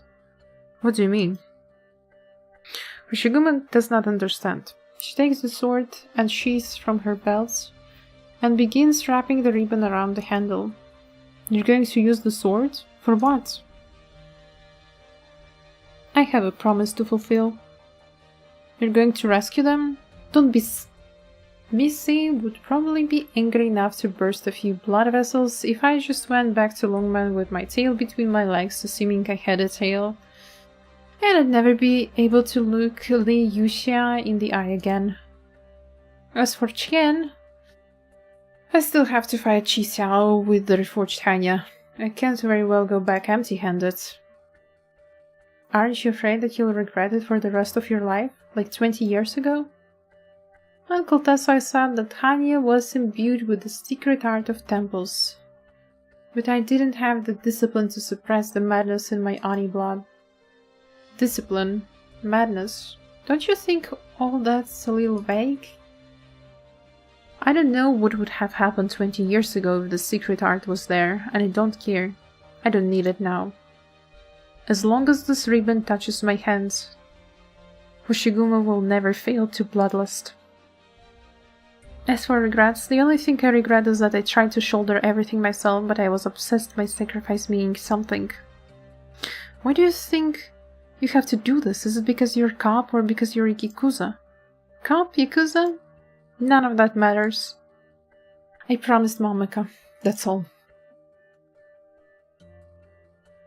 Oh, and since I'm going to rescue them, it's more likely than not I'll run into Mifune at some point, so I'll go find him if I don't. There's something I have to ask him. Before Hoshiguma sees a light begin to appear from within the policeman's sunken words. Weary eyes. You'll fight him? I'm not looking for a fight, but I'm not sure there's a way out of it. Put a gash or two in him for me. You don't even have to ask. Is that enough though? Like I said, I'm a cop. I'm going back to the station. I'll do my best to fend off pressure from upstairs as long as there are no corpses. Words cannot express my gratitude. I hope I'll live up to it.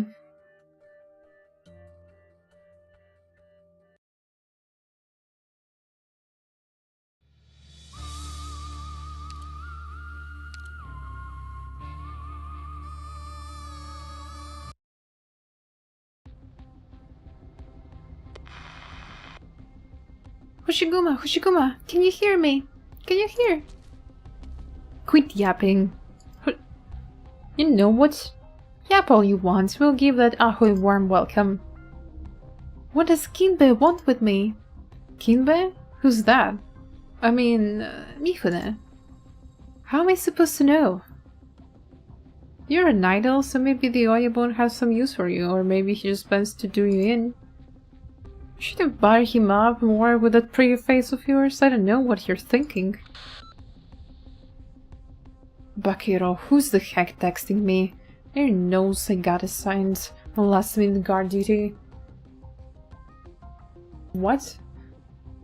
Some other unlucky sods taking over the shift? Yoo-hoo! Hello, Asia, thank you for the sip and for the posture check. He's gone. What happened? Why did I feel like I was hearing voices even talking to Hashiguma? Am I going crazy? Behind you.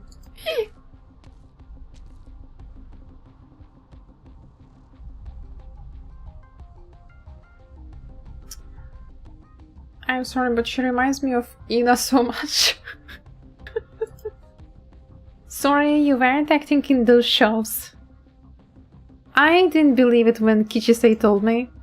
You know Kichisei? Is she alright? Locked up like you, but probably safe for now. Who are you? You can call me Sarasa. I'm a fan of yours, and I guess you could say I'm Mifune's employee, but my true identity is undercover cyber ninja. Cyber ninja? How's that different from a regular one? Look, ninja are nothing more than hired killers, but the cyber kind, we're wanderers of the intercity nets. But I thought cyber ninja were pretty much the same, hired by corporations to attack each other, just specializing in intercity net operations? Fine, I'm a cyber Ronin ninja. But I don't know where you came from or why you're helping me. That video that you saw at home, the one where Mifune and Miu plots to infect you with neuropathy, I was the one who leaked it to warn you. Do you trust me now? You were the one who gave me the fright in the middle of the night? Well, it was first time I worked on Kinseki channel signal system. It was a mistake, I didn't do it on purpose, I promise. Alright, well, I guess I do owe you my life. Double fish.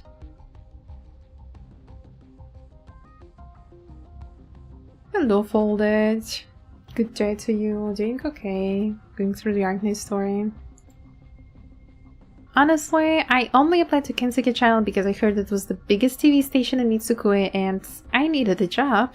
But the longer I worked, the more things began to stink. But at least they had used their poster girls. But they won't even keep their hands off you. Especially that Mifune. I would have just kept my head down and did the work I was paid for if he wasn't so yabai. But I'd rather jump into the sea than work another day for that piece of shit. I located Hashiguma using Mifune's monitoring network, so I patched you in briefly. We can do that? I remember how the technical director spent a long time fumbling with the preset connection the last time I was live on air. It just means he sucks at his job. Now listen to me, I'll patch you in with Hoshiguma again, and have her wait outside. We'll take Kichisei, listen to me. I'll make sure those stupid Yakuza never ever catch a glimpse of your shadow. No, I can't go. Are you crazy? Do you want Mifune to cut you into bird and beast feet? Where can I go if I leave? The Southern Court's a big place, plenty of places you can go. Lay low the rest of my life, always looking over my shoulder? No way. I didn't give myself the name Momoko Hanyu if you tell me I have to give it up for now. How's that any different from being dead? Are you serious? Aren't you afraid to die? Do you have a death wish or something? I don't know. All I know is that it's the only place I have left. Fine. You know what? That sounded really cool, like a line straight out of a movie. You're a star for a reason. How do you plan on continuing to be a star then? What if Kinbei won't let you? Whoever stands in my way, they're gonna find out that even I can bite when backed into a corner. Didn't Kinbei make up all those guidance stories? I'll tell all Mitsukui that they're being lied to. Interesting. Can you connect me to every TV set in Mitsukui? I'm going to expose Kinbei to the entire city. How long do you think it's gonna take hacking all those TVs one at a time? But they're doing that accession ceremony, broadcasting it to the whole city. All we need to do is take a ride on it. You still have that broken sword? It'll come in useful. The first thing that Kinbei's people did when they captured us was take it from me. But I'll say it, with or without the evidence. Good. I'll get that Kichise girl and Oni on the other side of TV, and then we can talk about how we'll teach Mifune a lesson. Did you eat yet? Of course I have eaten.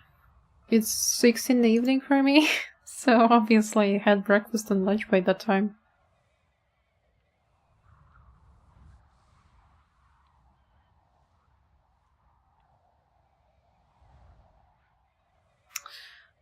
Where are you? Where are you? Did it doze off? Wait, did the Kami-sama... I'm not in that much of a hurry. It's you?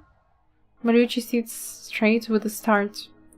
He wants to turn around, but there's not, afraid that he will learn that it's all a dream and there's nothing there at all. The Kami seems satisfied with this reaction. Kami-sama, it's been a long time.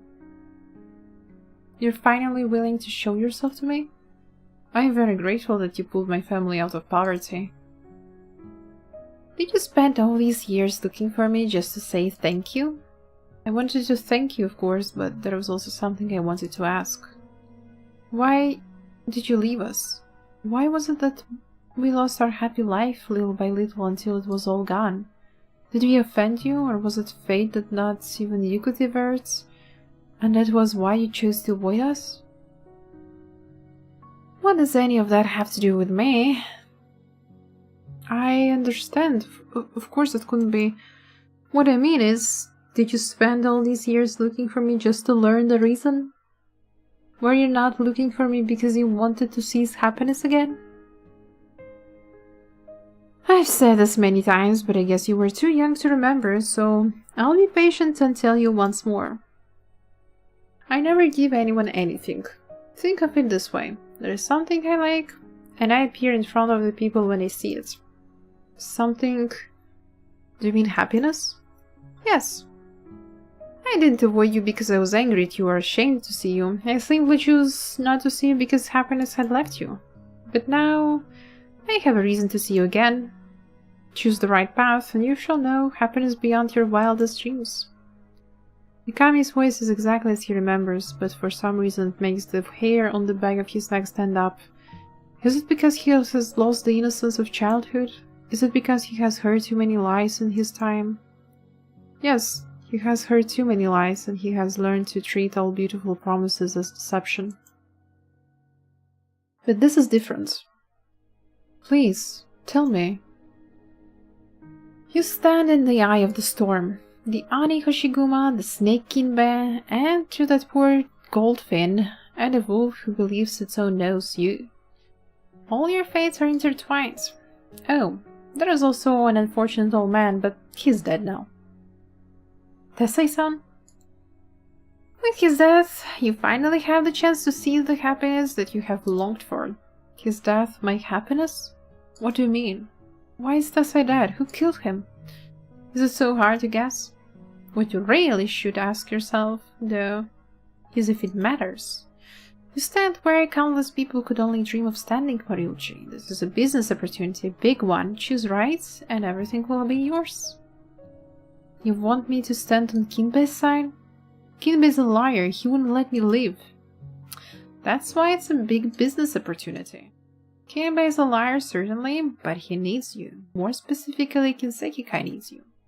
This separation of Kinsekikai and Kinseki Group has entered the final phase. Only a catastrophic event could stop it. Everything seems to be going according to Kinbei's plan, but he's about to find that he isn't as powerful as he thought. You've survived for so long between the overworld and underworld of Kajimachi and Nika Street. As a man, you're not that far off from Kinbei. Ryuichi stunned. In his mind, he fantasized about his reunion with Kami countless times, but never in another 1,000 years could he have imagined that it would so calmly tell him something so terrifying. You want me to take Kinbei's place?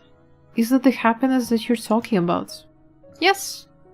What if I take his place but find it beyond my abilities? But you'll be rich. Very rich. Rich. You'll be rich whether you have the ability or not. Maybe not as rich as Kinbei is, but the kind of wealth that you could hardly even imagine right now. Is money not happiness? Was it not money that you and your family found when you were young? Is it not because of money that Mitsuko in this country enjoy endless happiness? Where would happiness be if money left you? Is this the lesson you have for me? It's not a lesson, just the simplest law of existence. Kinbei knows it, the Diet knows it, virtually everyone in Mitsuko know it. You knew too when you were little. Ryuichi feels a chill coming over him, as though the setting sun is suffocating in its own golden rays. Is this really the Kami that he encountered when he was young? Or is it simply an absurd nightmare? No, something trying to deceive him and make him abandon his search for Kami. But his mannerisms, the way he talks, even the line, "What does any of this have to do with me?" He has never forgotten them. In Moriuchi's memory, even those cold words seem to be kind of encouragement. Now though, Moriuchi is gasping for air, but the cold nightmare seems inexorably suffocating. He reaches into his pocket and takes out the key.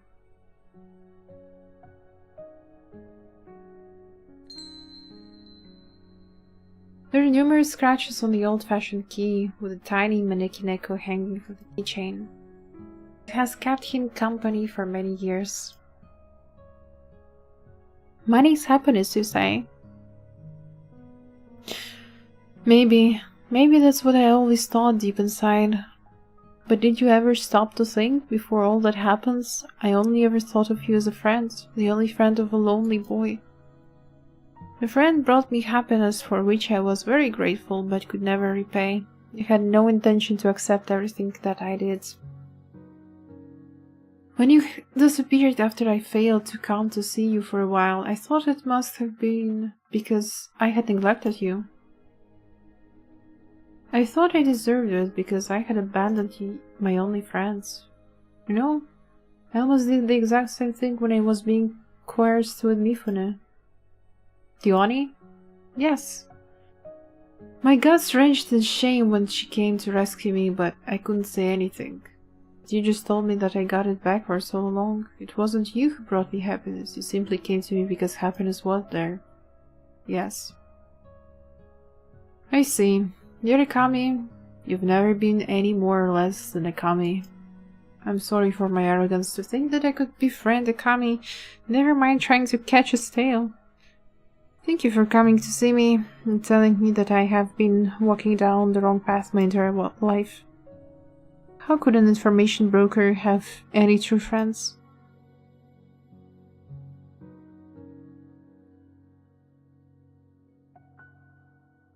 Ryuichi raises the keys and takes off the maneki neko accessory. He looks at the keychain as though he's talking to the Kami behind it. But I wanted a friend, a true friend. Can you understand that? Would it make you angry? If you're not angry, might I be so presumptuous as to make a bet with you? Ryuichi stretches out his hands into the sky, unobstructed by concrete.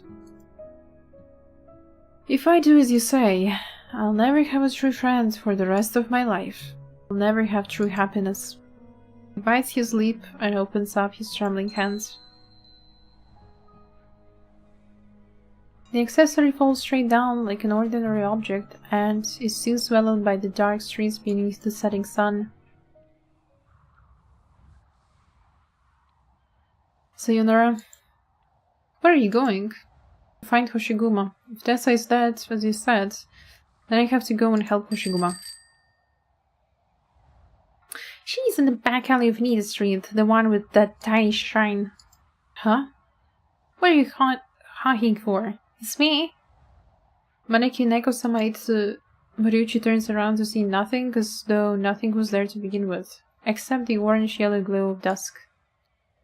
He turns his head to the front and sees the nosy kami floating in the air in front. That Neko left because you rejected it. Does that surprise you? Then why did you help me? It's not me who wanted to help you. Starkar Shrine told me to help you if I have time, for all the Chikuba offerings you made. That Neko could have done it himself. Thank you for the help and pass on my thanks to that, star. Don't expect me to help you fight, I'm just pointing the way. After all, both of us have a score to settle with that bastard Mifune.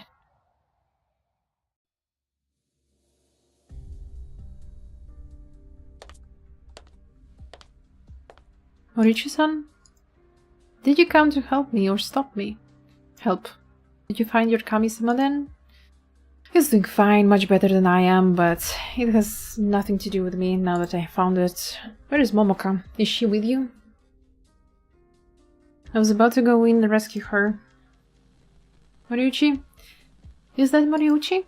The TV? Moriuchi-san, Momoka told me your Oden's the best in Higashi. I want to try it. Once this is all over and done with. Who are you? Call me Sarasa, but we don't have time for introductions right now. Momoka, Kichisai, get closer to the mic.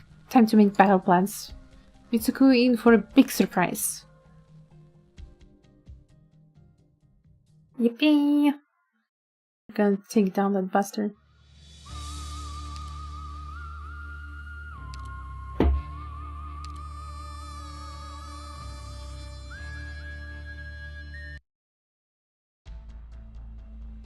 What about dinner? Dinner after stream. Too early for dinner. Gazing from the top of the TV tower, one can see fireworks rise in the night sky before falling gently and disappearing from sight. The fireworks show has not begun yet. This is simply the warm-up for the warm-up. Firia gazes at his own reflections in the window and that of the reforged Hanya behind him. Hanya. I finally have you after 20 years, too late. What could you possibly do for me other than acting as witness to the ceremony in Tessai's place? As Firia gazes upon the reforged Hanya, he realizes that there are remnants of what seem to be straps of some sort of on the handle on the backside. The backside's untouched. A good shield, but nothing more. Mio! How long until the start of ceremony? Around an hour. I'm going downstairs from some fresh air. Hoshiguma may crash the ceremony, Mifune-san. So much the better. What do you mean? If she does, it would mean one of two things. Either she's been driven to madness, or she has managed to stay calm after Tessai's death. On my turf, in front of my cameras, on television, however, she'll be nothing more than a crazed murderer. Nothing more than a footnote in the accession ceremony.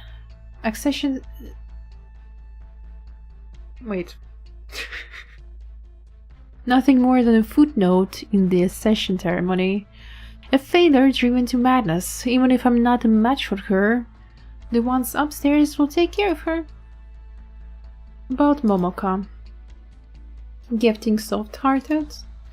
Well, we could certainly help her around for a while longer, extract every last bit of value from her. We have plenty of ways to persuade her.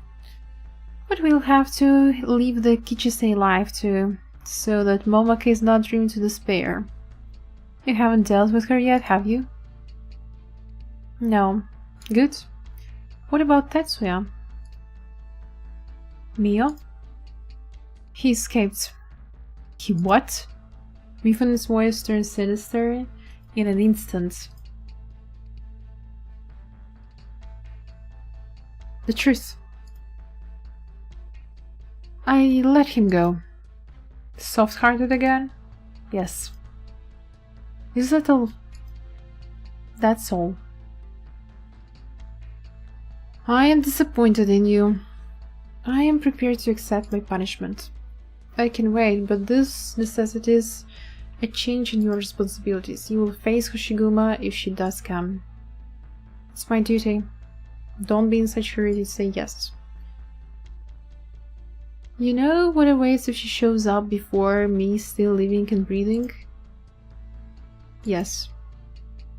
2 ninjas will keep a constant eye on you. Don't try anything funny. Now, I need to get that fresh air, make sure everyone is ready for any unexpected situations.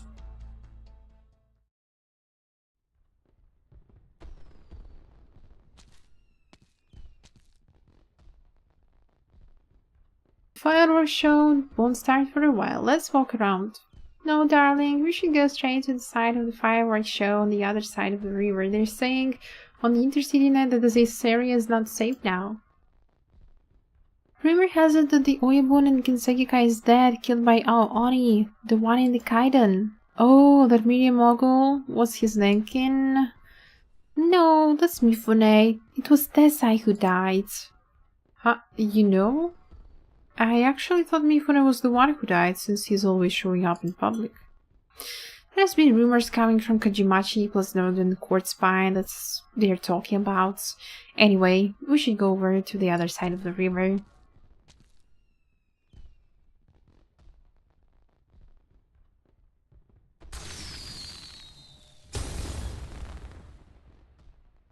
Kaiden, hot topics, manipulation of public opinion. It has become second nature to him. Who would have thought that all the Kaiden of Mitsukue originated from Shimasu's attempt to blackmail him over the diet candidate affair, only to end up slain by his sword? Shimasu's death needed to be covered up. The fledgling TV station needed relevance. The diet member, whom he was trying to butter up, was waiting to see him prove his quality. So he linked Hoshiguma with Savara, the silences of Shin-Aki, and reported on the haunted house for a week. It was a smashing success. The intensive reporting dispelled any suspicions the viewers had, and left behind plenty of room for him to clean up the misdirect. The relevance from the Kaiden became money moved diet members in shackles, the police made the Kinsekikai grovel before him, and rendered Tessai powerless to intervene. Everything snowballed from there. The haunted house became the ideal place to dispose of people who got in the way. But the trick could not continue forever. Interest would fade and revenue would decline, while Tessai's suspicions and the pressure of public opinion grew. When the last gangster who knew how the diet candidate died was dealt with, he began to expand the scope and channels of the Kaiden.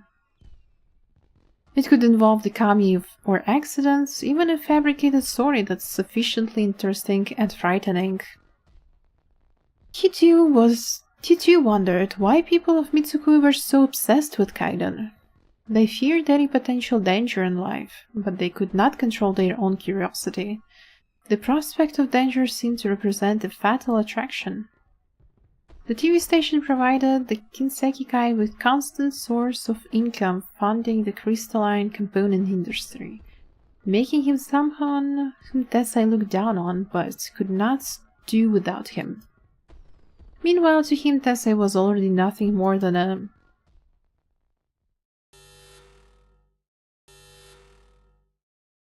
That's the leaking sound. You made a mistake. Emergency! Emergency! This is not a drill. This is not a drill. What's going on? Earthquake? Mitsuku is under attack by Northern Court. Repeat, Mitsuku is under attack by Northern Court. For your own safety, please follow these instructions. What? Northern Court invasion? If you're inside, close all doors and windows and wait further instructions. If you're outside, go to the nearest shelter immediately. Shelter? Do we have those in Mitsukue? There used to be announcements, but now we'll have to look for the signs.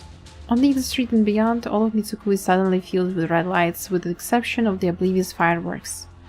A fear that was once forgotten has been reawakened. Conflict between North and South has only increased since Blood Peak campaign, but rapid economic growth caused the attention of people to drift away from the gunfire on the border. Mitsuku and Kusarigawa continue to treat each other as potential adversaries even after 90s, but the average folk have long since forgotten the possibility. This fear, which has lain forgotten for many years but never truly left, seized the hearts of Mitsuku's people more powerfully than any kaiden. Mifune-san, what the blazes is going on? Someone hacked into Kinseki's channel broadcasting network. They tampered with the backup emergency footage provided by the government and our broadcasting kits. We're not sure how, but they even managed to take over the networks of some of the other stations. Even our partners are affected. They're spamming our phone lines, thinking that we approved it. Moshi, what's going on? Is the diet?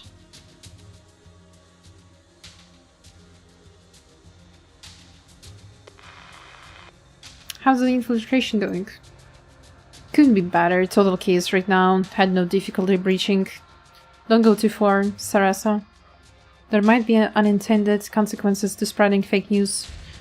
Don't worry, I avoided crowded places like the fireworks show and places like hospital, schools and old folks' homes where people tend to have weak hearts. Also set a retraction video to play after the warning looped a few times, telling people that it was all a mistake. I'll go to the ceremony now with Momoko and Kichise. Time for you to create more chaos, Hoshiguma. On it.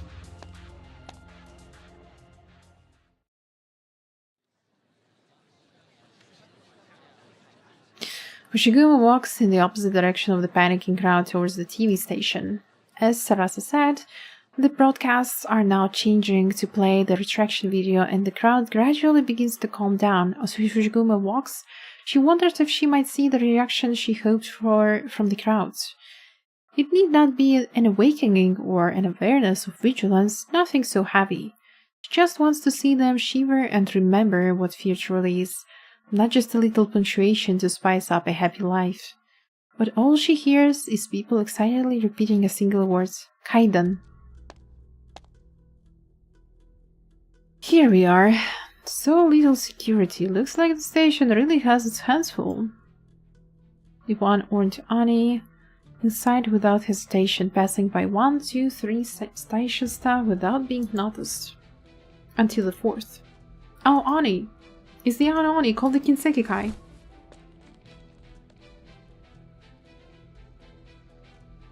I suggest you make way while I'm still asking politely. No? They have her surrounded. They outnumbered her many to 1. Yet for some reason there is a thought in all their minds that they cannot shake. She outmatches them 1 against many. This is for your own good. Maybe some of you have heard about what the Oni of Kinsekikai did 20 years ago, right here in Mitsukue. Even if we are no longer clan family, even if your Oyabun killed Uncle Tessai, I don't want to fight you, if I don't have to. Make way. I want to see Kinbe, don't make me do this. You won't get the way. Kinsekikai never issued a notice of expulsion or no contract with you. You're still part of Kinsekikai, and to attack us is to attack your own family. Do you really believe that? No answers. Shiguma continues walking among almost nonchalantly. There is no sound of footsteps behind her, only a slight whoosh of something flying through the air. She does not even cast a glance at it, be it knife or flash drive, shuriken, or just a handful of beans. None of that matters anymore. When you're throwing a knife, you really should throw it like you mean it. You might as well have been throwing roasted soybeans. Oni wa soto, fuku wa uchi. That's the old saying? Oni out, fortune in? Surrender. And we can't keep it at that. There is no bad blood between us. No bad blood? And maybe you're right, but back in my days, we had a different slogan when we threw beans in Kajumachi. We said, fortune out, Oni in. She draws her sword. The Yakuza who have heard of the Oni instinctively take a step backwards. Only one of the younger members steps forward, seemingly oblivious to what he's risking for a chance at glory. Alright then. No one saw what the one-oared Oni did. All they saw was a blue flash, and the young Yakuza fell to the ground, a bloody gash on his thigh. There's only one of her. Get her! We're the Kinsekikai. We're the strongest. Get her! We must not disappoint the Kinsekikai or Chairman Mifuman.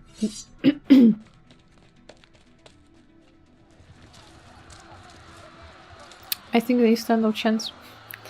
It's more like it. They rush forward, the striding Oni like the tides.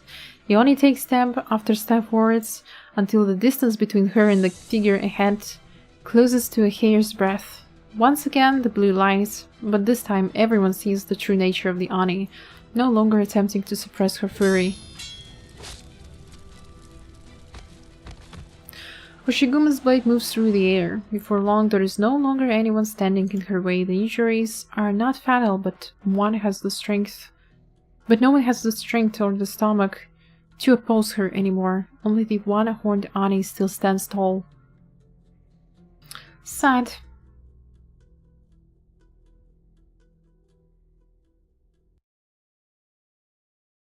She's so badass now. No more Sabi Hoshiguma.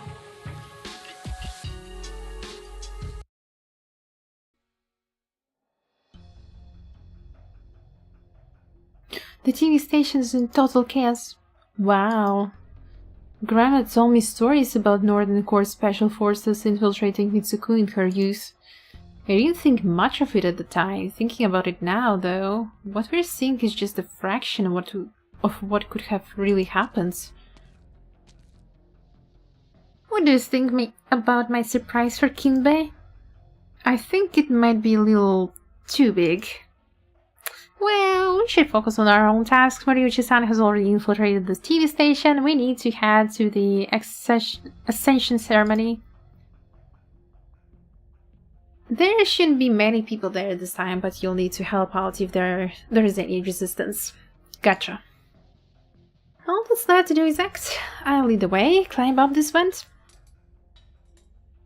Follow me. I'm coming.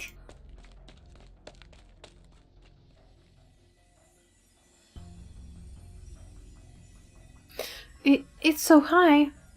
Don't worry. I got a light. Hold my hand. I'll lead you on. Momoko tries not to look down, but she cannot keep herself from shaking. They're moving through massive formations of steel rubber. The darkness of night hangs above, while it's bright as day underneath their feet. TV station staff, Yakuza, and ninja form a picture of chaos beneath them. How are you doing, Kichise? Alright. Good.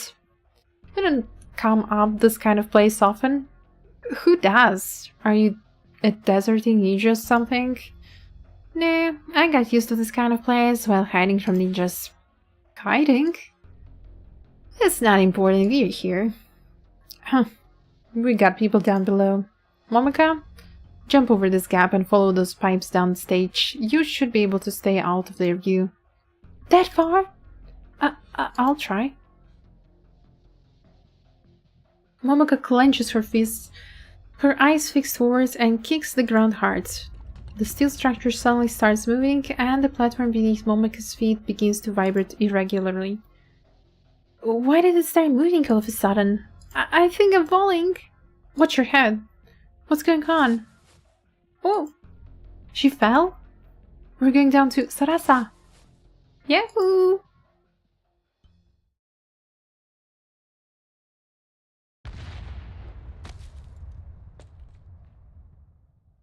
All of your I already can't read.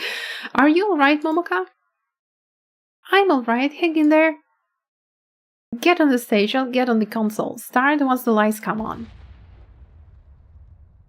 I can't wait for Momoka's show. I'm afraid I can't let you do that. Mio-san? Momoko. You've come to stop me, haven't you? Yes. Why? For the Kinsekikai. I know what you're going to say. That will ruin the Kinsekikai. Miyo-san, Hoshiguma has shown up at the door of the TV station. You should go now according to Mifune-san's instructions. Hoshiguma showed up for her. But Mifune-san... The other one watching me. I know you're there. Go and tell Mifune-san that Hoshiguma will definitely come and I'll be waiting for her here. No, Momoka, Kichisei-san, I'm that girl hiding behind the console, whose name I do not know. I suggest you stay put until Hoshiguma shows up. Your grievances against Mifune-san and Kinsekikai are certainly legitimate, but this place is also home to me and to many others. I can't let you destroy it. She's bluffing, Momoka! The black ethereal hand suddenly appears in front of Kichisei's neck. She instinctively takes a step back and pulls the trigger. The ethereal hand shreds the bead-shaped grenade. The lights go out, and the stage darkens, illuminated only by a faint light in the direction of the console. Mia walks towards the light, sword in one hand, Tanto in the other. That's right, I'm here. Come on now.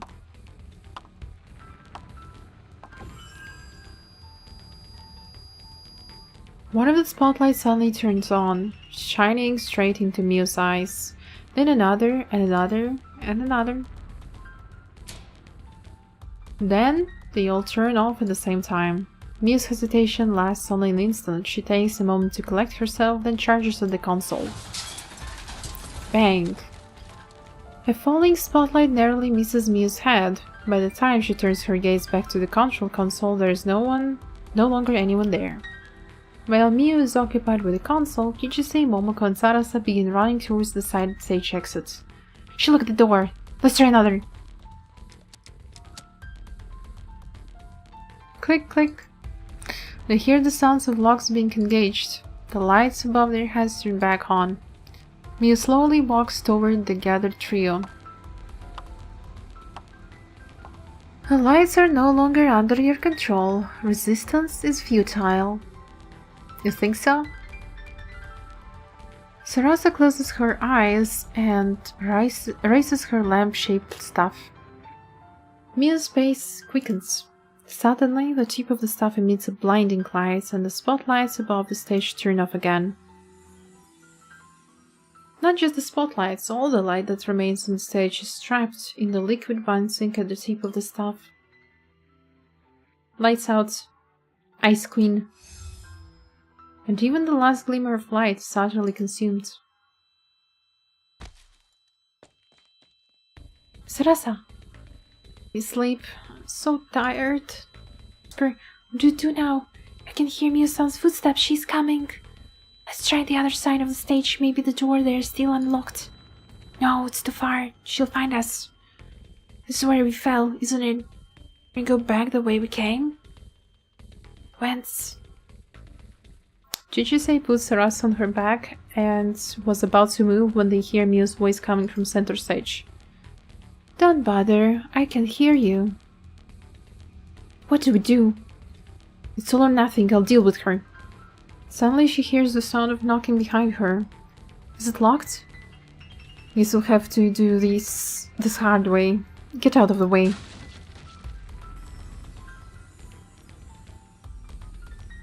A massive crash and the locked door swings open, bringing in light from beyond. The next instant, as though answering the call of the light coming in from the door, bright orbs of light float up from Sarasa's staff and go back to where they came from. Sarasa? I thought I would get to sleep for a little longer. There'll be no light here as long as I'm still asleep. Sarasa yawns, the spotlights above flicker. Mio does not move from her position, so Sarasa begins walking towards the console. Momoko follows hesitantly, but Mio remains in place. Aren't you going to stop them? No. The blade is drawn. My duty is not to deal with them. I doubt your minions have what it takes to beat Kichisei and Sarasa. In that case, there is nothing I can do. What about Mifune? I don't care. Our battle has nothing to do with him.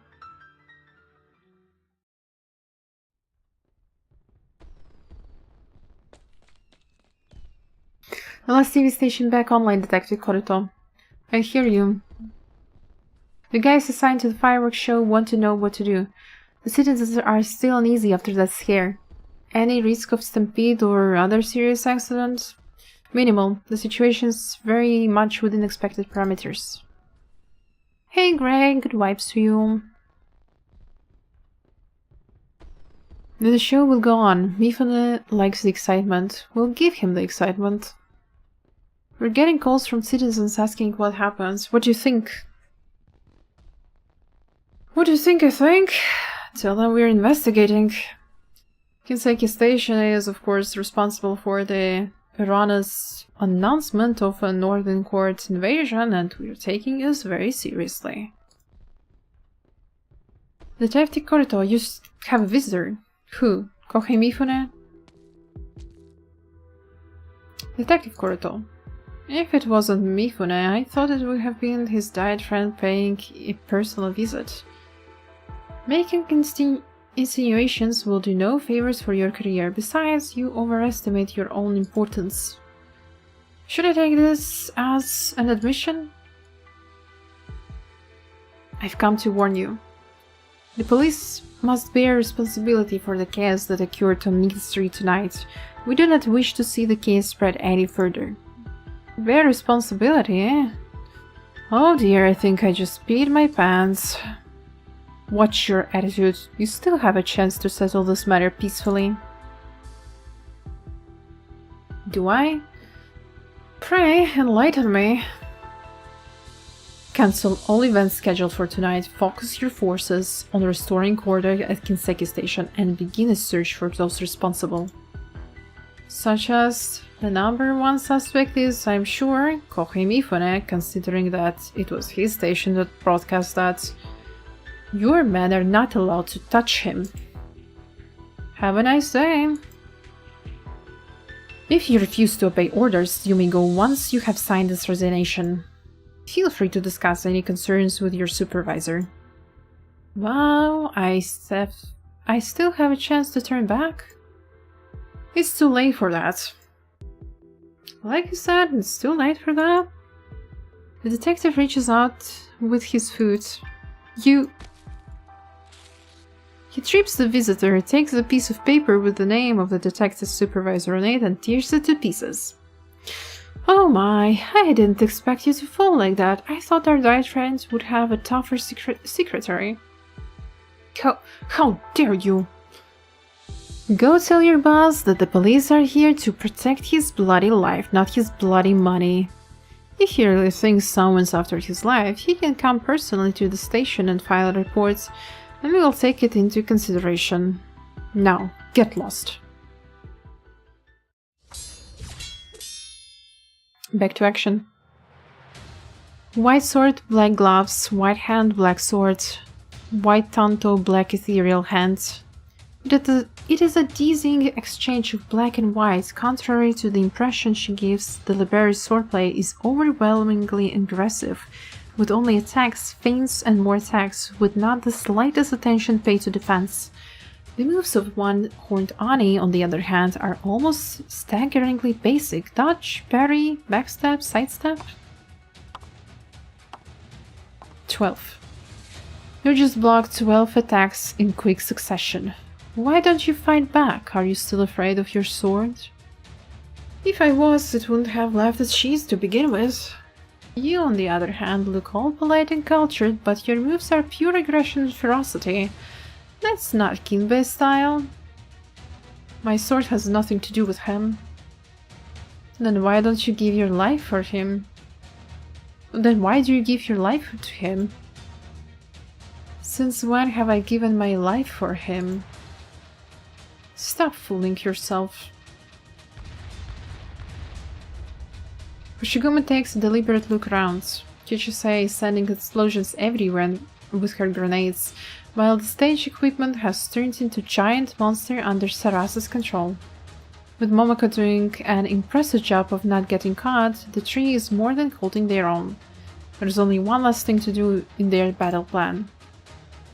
The only thing I'm trying to protect is Kinsekikai. And Kinbei has to lead it. The Kinsekikai needs to be a place where the dregs of society can survive, those who have nowhere else to go. And Tess, I couldn't give you that. No. You can keep parrying, but you'll eventually show an opening.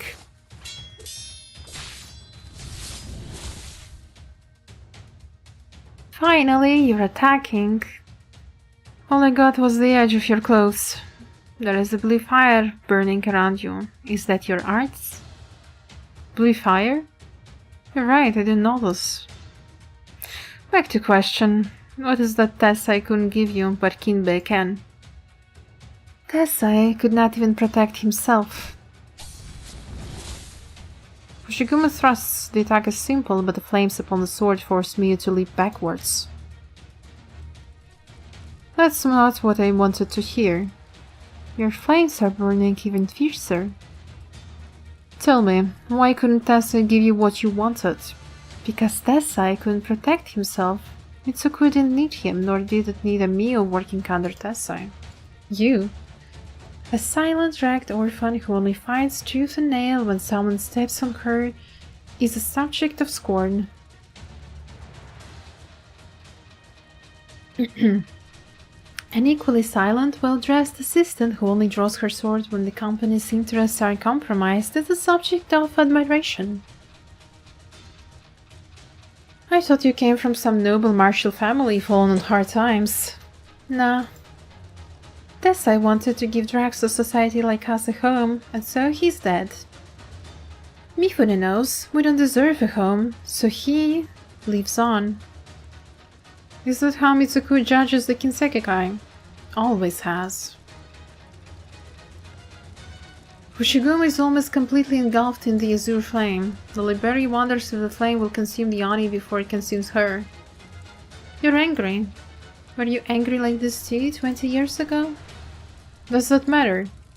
Even the sun wants you to lose your reason, as you did 20 years ago. He believes it will turn you into a crazed beast, one that everyone will be eager to put down. You know this is what he wants, and so you suppress yourself, which is why you didn't draw your sword last time. Are you inviting me to give it to in anger? Complete the mission in your master science? It's not what I want, but I would have no issue with it. It would be a shame, that's all. Why?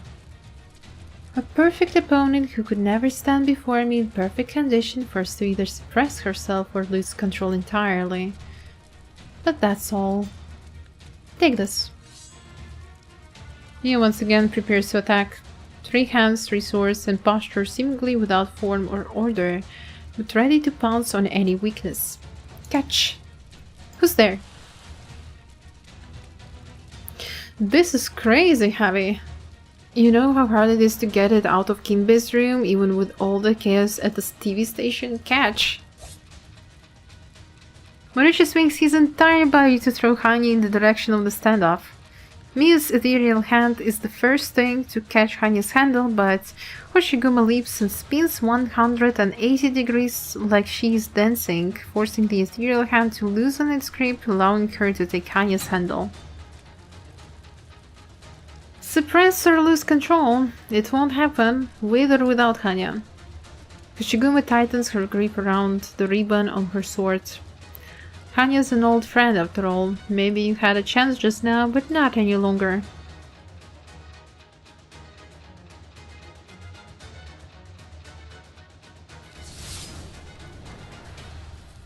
She's so badass.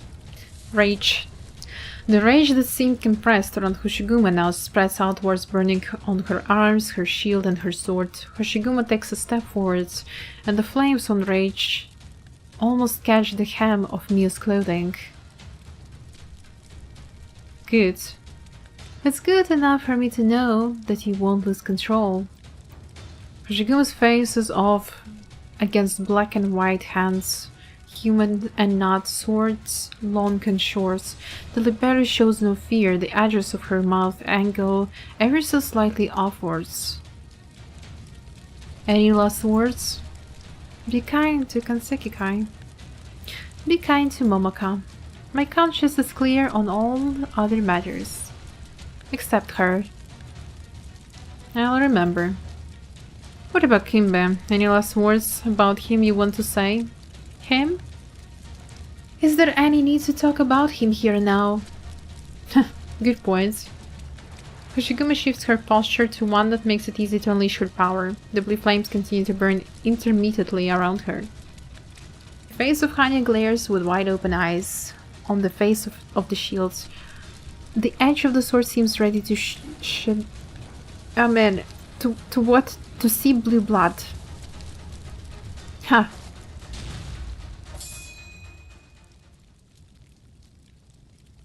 Is this Hanya? Yes, this is Hanya. Your swords are worthy of you. They took the full brunt of Hanya and survived. You can pick them up, then we'll continue. There is no need. I made your strength clear. There is no point in trying to fight you anymore. I must prepare. For what? For the aftermath. For a Kinsekikai without Mifune-san.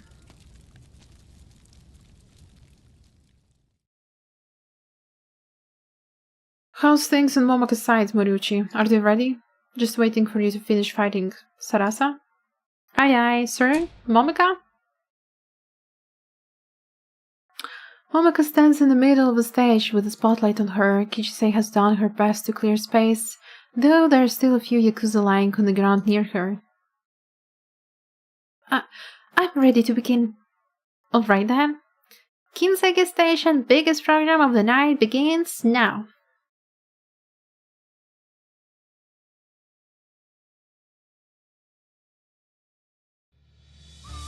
Alright, that's almost last chapter.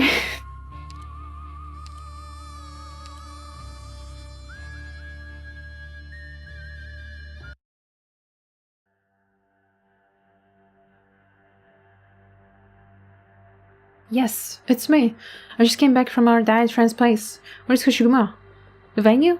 What about me, or has she dealt with them? No, she left? The traitor! What about the network? Did you record what's going on inside? What about Hoshiguma? Damn it, get the editors on it now and make the footage of her fight with me look like she's completely lost control. What do you mean there is no time? Hacking, hijack network? Can't deal with it? What good are you? Cut the signal if you can't deal with it. The power supply too. The only thing left to air tonight is the apology. Who cares if the signal goes out? We can't have someone babbling on my channel. Hello? Hello? Chickchaw. Lost the signal. You idiot. You demand I come and give a personal explanation. It just gives my enemies a chance to strike. Everything's gone to hell while I was humoring that bastard. Even Hanyi's gone. Takes a deep breath. Calm down. Clean up the mess and start over. It will be alright. It's not the first time. First, go to the venue and stop the insects. The giant has given the nod on Hoshiguma. All that's left is to clean up public opinion. Came to cause trouble, your dear Hoshiguma Aniki, have you? Hoshiguma? Oh my goodness, should I compliment you for your bravery or your adorable stupidity? Look at how beat up you are. Seems like my man were still playing with you, not knowing that you no longer had any use. Who did you grab the real sword from? Tell me, I'll return it to him before he gets angry. Kinbe, you. Me? I don't have time to play with you, Tetsuya. Your father may have taught you the basics of swordsmanship when you were little, but you have a long, long way to go before you're ready to use it in a real fight. A father and son who got turned against each other by a mask. How much do you think you actually understood about the swordplay that he taught you? Turned against. Yes, turned against each other. I've said all I need to say. Now get lost before I change my mind and reunite you with Desai. You're the one who should be reunited with my father.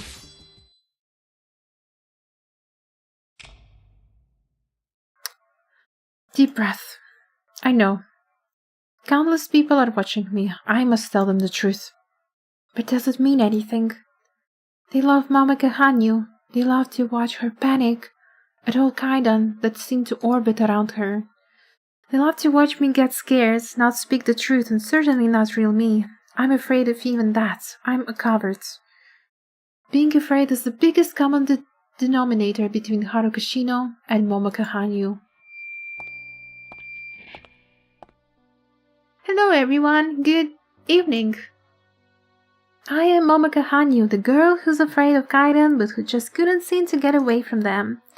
I'm sorry for disturbing you all after the big accident just occurred on air. Momochi? Didn't she go missing? How did she suddenly pop up like that? Was the emergency broadcast really kaidan? She caught in the middle of kaidan and looking for help from us? As you can see, I am standing here before you. Strange things seem to happen to me all the time. That's how kaidan are. They appear without warning and disappear the same way. But what if I told you that all kaidan were fake from the very beginning? Momoka, Kinseki-chan are really throwing money into her, pulling that disappearing act. What's the kaidan this time? She said they're fake. What? Is she out of her mind? Does she think we're all stupid? Aren't kaidan all around us all the time? That's what she said. Don't ask me, watch yourself. What if I told you that without the exception of a handful of kaidans associated with the kami, all the shows that I have been on, all the kaidan that I have experienced, all of them were fabricated. I'm not talking about hypotheticals, I'm talking about true lies. Kinseki stationed a Kinseki talent agency deceived you, and I unknowingly became their accomplice. I am sorry. I won't make any excuses for deceiving you. I'll accept any criticism.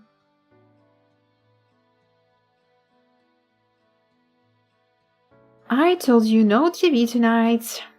My classmates told me they are airing something really amazing. Look, the kaidan lady spills the beans on the fake kaidan. Spills the beans. I have been part of countless lies. For example, the original kaidan, the family home of Aoni on the Kinseki-kai in Kajimachi that killed its residents. It was no paranormal activity, just actual murder. I now accuse Kohei Mifune, president of Kinseki Channel and de facto leader of Kinseki-kai Yakuza Syndicate, of being mastermind behind all this.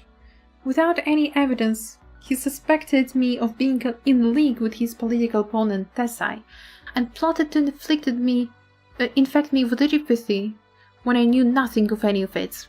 The Aoni of Kinseki-kai was exiled from Mitsukuya after taking the fall for his crimes many years ago.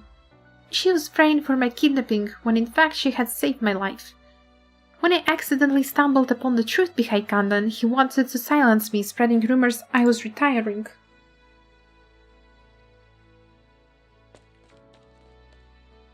Detective, upstairs is absolutely fuming. This is the 8th time they are ordering us to count the signal. What did we do with the last 7 orders? Nothing. Got it? I know you've been unhappy about me saying that things will get better. I stopped believing it myself at some points. Whatever happens tonight is on me. Let there be one night where the police don't have to grovel to anyone. It's my parting gift to you.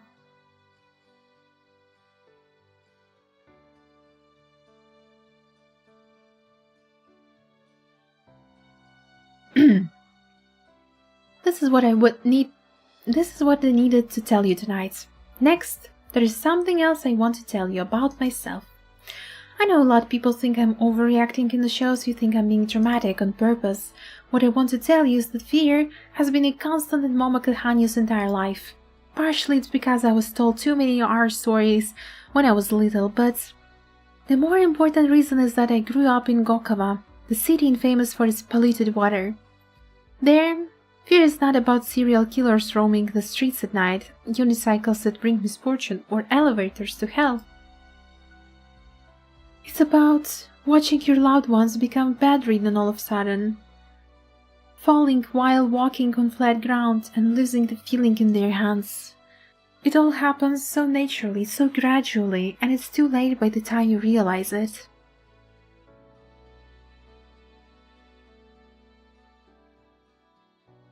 I was one of the lucky ones. I came to Mitsukue to be bathed in people's attention, to be adored, judged, or scornful. My fear was no longer about pain, illness, and death. It was about viewers' ratings, losing fans, pressure from agency, fabricated kaidan. It seems such a luxury to fear those things, now that my life is once again under threat. Isn't that sort of happiness to be afraid of kaidan? We don't need face true danger. We lie in our beds, screaming at stories we don't know if they're true, and satisfy ourselves with sensation of our nerves tightening and relaxing again. But I am afraid I can never enjoy it the same way again. This luxury was lost to me forever when I learned that kaidan that used to scare me were lies, manifestations of greed, murders, and cover-ups. From this day forth, kaidan shall no longer be part of Momoko Hanyu's life. I hereby announce that I am leaving Kinseki Talent Agency and dissociating myself from all Kinsekikai affiliates.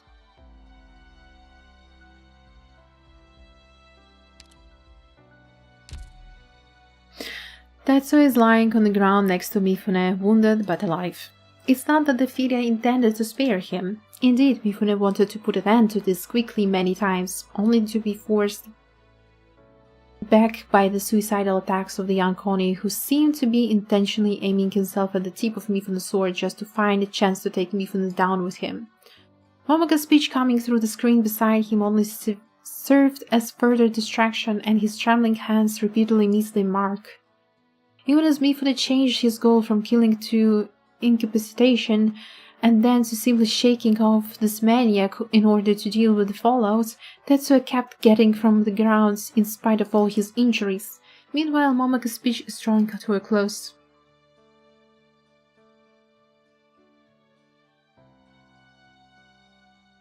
I will continue to walk the performance path as long as I live. I want to bring hope to others, and tell those plagued by fear that there is someone who wants just like you, someone who knows how you feel. She will sing your story, act your story, she will do all that she can so that your voices will not fade into darkness. Momoko wipes away a drop of sweat from her brow. Wow, I really said a lot, didn't I? You know, I am starting to get cold feet now, after having said all that. I am really timid after all. Maybe the kaidan are the only lies in our lives. Maybe there are countless more lies like theirs, and the prosperity that we enjoy is built upon these lies. What is the bitch babbling about? She doesn't know that everything is built upon faith. She doesn't know that if panic spreads. But this is our life, and it will continue until end arrives. If it arrives. Even if it's built upon lies, upon bubbles that might shatter tomorrow, it's still our life. A life that I have to learn to love. Besides, if a life like this is destined to disappear someday, it's beautiful, isn't it? An instant of beauty will be the warmth that stays with us through the cold nights, even after everything else falls apart. As long as we keep it in our hearts. That's all I wanted to say. This has been Momoko Hanyu, and I apologize for taking up your valuable time. Perhaps, no, we will meet again. There is no longer any possibility of turning the tables. The Phidia stares blankly at the figure on the screen.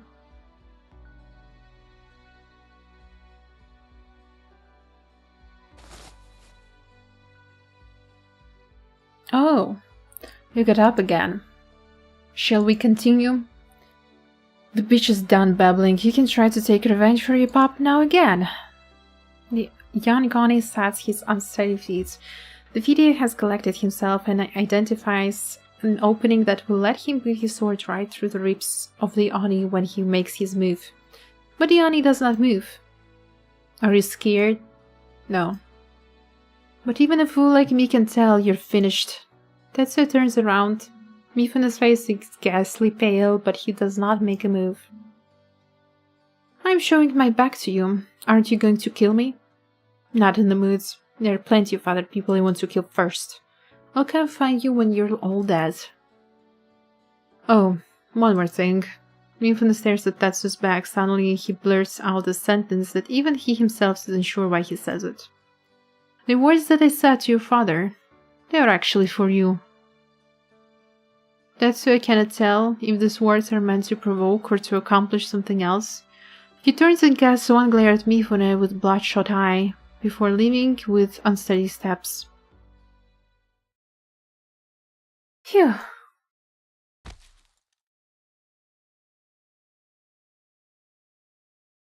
Everything feels so surreal, like a dream. After finishing her speech, she fainted on stage out of excitement. Everything that happened next was like a blur. In any case, Hoshiguma went upstairs while Moriuchi, Kichise, and Sarasa took her downstairs. She seemed to remember fighting and explosions, but it all felt so far away.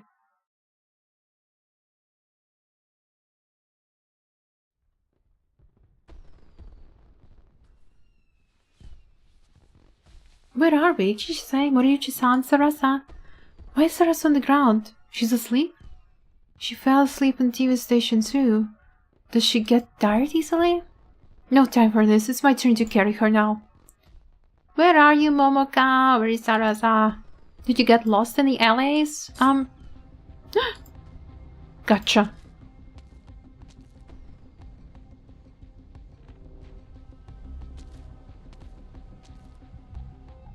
I got her. On my own. I might get promoted for this.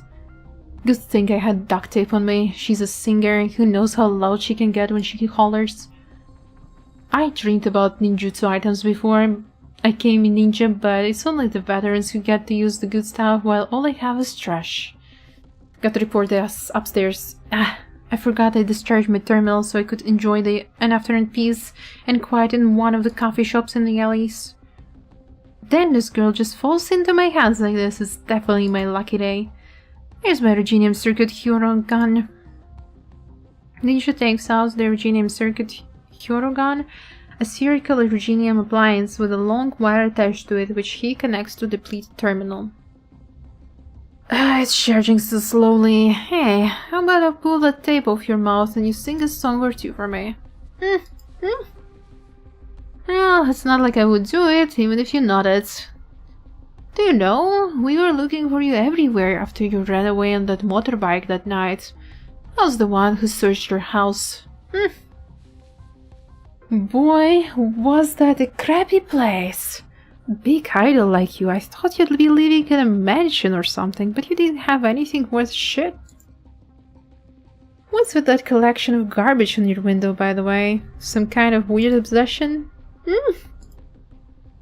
Say that again. The tape came loose. I thought I put it on right. Who cares, just a frail little idol. I tell you, not only did I have to check all that weird garbage you had by the window one by one, I also trimmed that dying plant for you. You got Husky? Husky? Oh, the tree sprout was barely on weeds. Yeah, I did. What about it? How did you even take care of it? I have no idea, because its leaves were all yellow and brittle. No way it was gonna live, so I put it out of its misery. It was a kindness. I've grown flowers before, and it takes patience and endless loving care. You understand? Someone like you. Hey, how did you get up? What kind of crappy duct tape was that? I see, you must know some sort of arts. You're eager, so I guess it's about water? That's it, of course. No wonder the duct tape came loose. But didn't the vet say that only infected could use arts without a unit? That's weird. You couldn't have broken the tape with brute force, could you? Nah, of course not. I doubt you ever lifted anything heavier than an apple. Must be arts, definitely. So what? Are you gonna do? Spray water in my face? She's gonna put you in a bubble. The novice ninja taunts Momaka, but he keeps his gaze fixed on her eyes. A cornered beast will fight back, and the same is true for the girl in front of him. What kind of arts will she use? Mist? A high-pressure jet? A stray even? He must not let his guard down, just because he is facing an idol with no combat experience. It is unlikely that her arts would be particularly powerful, but... and there would be little movement from her microphone-shaped arts unit when she casts. Better to stay focused on her eyes. Her eyes will betray all that she is thinking. For example, murderous intent. Foolish girl, not knowing her place. But it is all observe her eyes and analyze her intent, but be it the timing of casting, direction, or... Why is there no intent other than murder? Before he can react, the ninja fell... He has a dull thought on his head. What? You hit me on the head with your mic? What kind of arts is... That's not ours. That's just brute force. Murderer! Beast! Heartless devil! This is for Husky! Wait, calm down. No, I will not. I wasn't dead yet. How could you? How could you cut my Husky? Momoko babbles her incoherent vengeful fury, a far cry from the image that she presented on stage just a moment ago.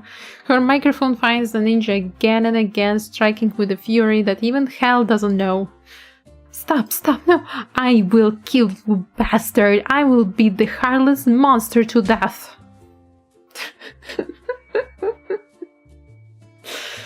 Oh god, imagine being beaten to death with a microphone. Momoka? What are you doing? I'm killing the bastard who killed my Husky. I will rip him from limb to limb. So you're, fine. I'm fine. I'm very fine. I'm gonna beat this asshole to a pulp. Momoka, calm down. He's not worth it. We gotta get out of here. The rain of blows finally comes to an end as footsteps fade into distance. The other voice must have belonged to Kichisei, the one who was with Momoka. Yes, it was Kichisei who took Momoka away. It must be her.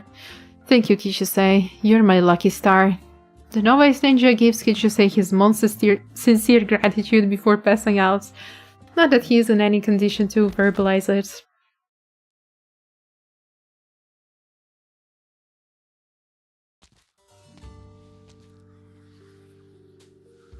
I've been waiting for you. No one can stop you even after all these years. Quit posturing. Your men have already scattered. I strolled right on in here. What business does Aoni of Kinsekikai have with a man who's already finished? If you came to take revenge for yourself and Tessai, all you need to do is draw your swords. Hoshigumi shakes her head. Your crimes have been exposed on your own TV station. Your direct member upstairs won't help you now, no matter how much bribe money he got from you. How he may try to cover up his ill-gotten gains in this is none of my business. It's enough for me that justice will be served for the people you actually killed. You almost sound like a cop. Yeah, I've been working for Longman Police Force. Are you serious? Yes, I am. I want to laugh, but I'm not in quite mood tonight. I thought the LGD was just a gimmick. I only came to do what I should have done when I took the step 20 years ago. I came to cut my last ties to Higashi. And how do you intend to do that? You can't cut yourself off from your past. Karma and fate will always follow you. You could put them in chains, lock them in boxes, but they will escape when you're least prepared and tears everything into pieces. The only thing you can cut is my throat, and it would be nothing more than a formality if you do so, nothing more than venting your anger. Yeah, formality. There's nothing I want from you, or Mitsukue. All I want is formality. A letter of excommunication. Tell all of Mitsukue that Hoshiguma no longer has anything to do with Mitsukue, the Kensekikai, or the Aoni Kaidan.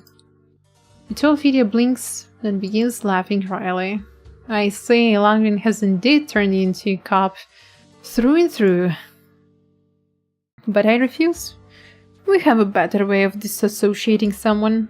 Cross swords with me, rebel against the Oyabun of Kinsekikai, and there'll be no room left for Kinsekikai to treat you as one of us, no matter which one of us falls.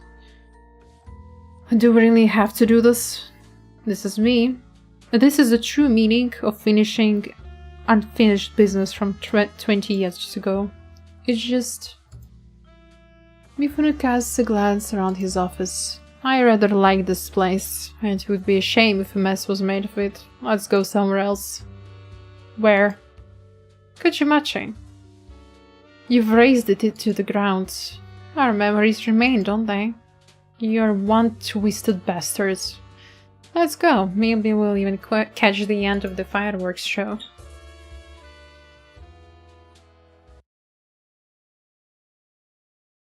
Alright, I'm gonna take a quick run to kitchen to get myself more water because I'm very thirsty and drinking so much water. So, be right back in a moment.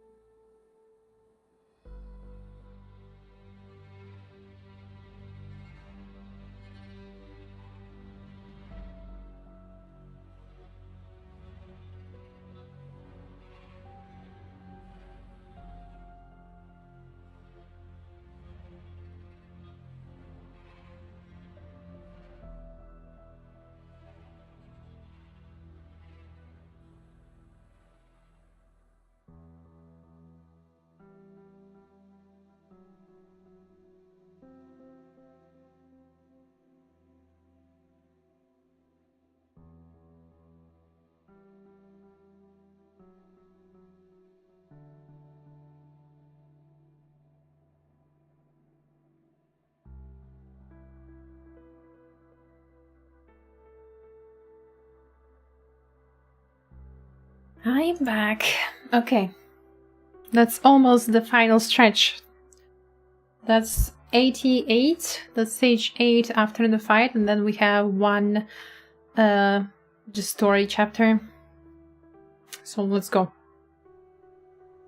No, Madame Oni, I can't let you go any further. I have to save him. Madame Oni, there is no time. I'll only say once more, get out of my way. Are you really Madame Oni? Is there really any humanity left in you? Why wouldn't I be Madame Oni? Shuji is dead. You killed him. Shuji? You're not Madame Oni anymore. You're just Oni. Vicious Oni. You would kill the brother you drank at the same table with, and you wouldn't even hesitate as long as we're in your way. Will you kill me too, Vicious Oni? Out of the way, Kotaro. I can't turn back. I must stop Kinbei. No matter what. Livy! Welcome to the stream. You came for the end of the story. Vicious Ani. She instinctively raises her sword, pointing it in front of her. The man charges towards her, but the sword goes through his chest as though he has intentionally impaled himself upon it. Did he do it on purpose, or did she parry his blade? Then... Vicious Ani. Go to hell. Vicious Ani? Am I... a Vicious Ani?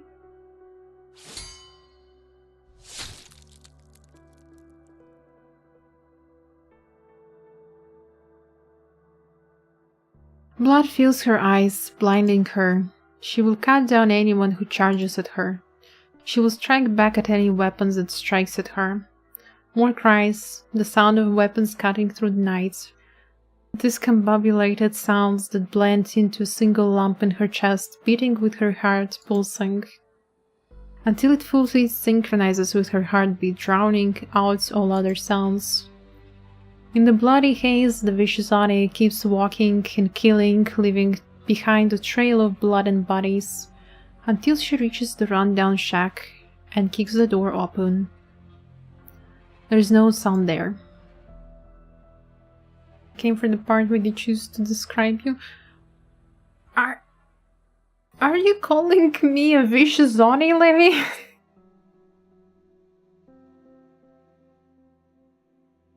The vicious Ani stands at the door, cocking her head as though she's listening for some kind of sound coming from hell that humans cannot hear, until she hears a trembling voice. Dead. Who's dead? The died candidate is dead. The died candidate is dead. The cries fade, the sound of weapons cutting through air fades, the sound of heartbeat fades, all the sounds grow distant and fade. Only the voices from hell echo by her ear, clearer than ever. Ani, vicious Ani, go to hell.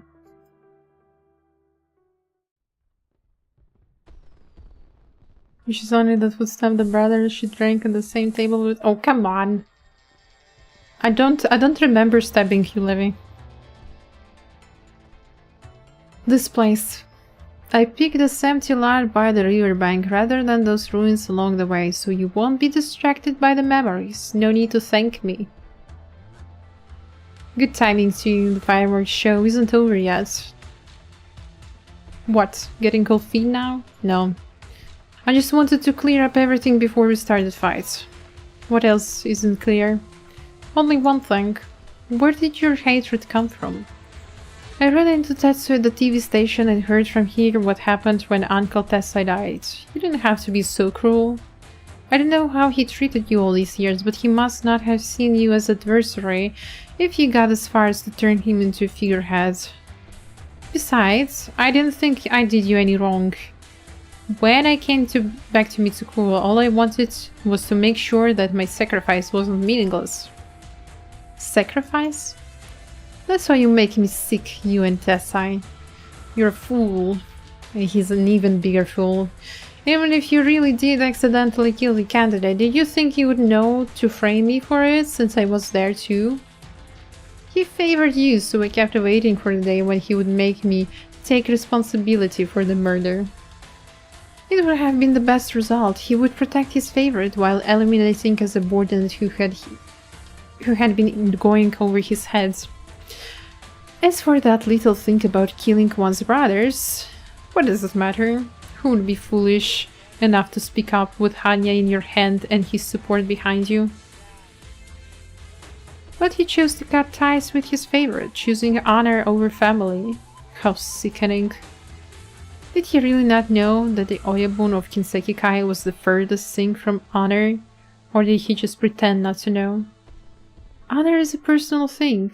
When a group of people start acting in the name of honor, they'll either fall apart or they're just dregs of society, fooling themselves. Tessai always looked to boast, talking about how Yakuza were pathetic outcasts that could only live under the protection of the syndicate. Retired veterans, hoodlums, gamblers, paddlers, orphans. Tessai united them under the banner of Kinsekikai, hoping they would love each other like family. Forget everything before that night for a moment, and let's just talk about what happened after the died candidate's death. She must have tried to blackmail me. Goda tried to undermine me, and Sonoguchi tried to exclude me as he once excluded you. Family, nothing more than old Tessai's pipe dream. Besides, isn't it anything more than just an excuse for one's failure to fit into society? What do you say, Professor Hoshiguma? If what he said was true, then what are you and what am I? If this is your idea of fitting into society, I'm glad I was the one who took responsibility. Finally, you're making sense, Officer Hoshiguma. You have no idea how lucky you are. You took responsibility and left. I chose silence instead, cleaning up the mess that you and Tessa left behind. Are the public arms about the Yakuza killing a diet candidate? Then spend money, build industries, and trade on your own dignity to butter up the real diet members. Getting hit by TV reports, build your own media through crystalline industry, and change the image of the Yakuza? People starting to have designs on your burgeoning industry. Set your pride aside and cling to people who have the most use of you. Run into someone that you can't soothe over? Then there is no choice. Eliminate them. And you're complaining about it? Didn't you choose it yourself? Yes, I chose it. I let my own weakness shut my own mouth that night. You chose the twisted path of shame and guilty consciousness. Guilty consciences. Don't make me laugh, Officer Hashiguma. The path I chose showed just how incompetent I was, how hypocritical his honor was, and how close his Kinsekikai was to destruction. He was an incompetent, blind shogi player who began to abandon piece after piece for his precious Kinsekikai as changing times threatened to checkmate it. Your incident was just the beginning. The concept of diet had just emerged and he had already abandoned you. When the relationship between North and South was at its most delicate, he was foolish enough to buy weapons from Northern Court factions just to destroy a gang that was acting out of line in his eyes. One that had better weapons than Kinsekikai. He didn't even have that much of a grudge against them, other than the fact they had once harbored the wandering vicious Oni who killed his enemy.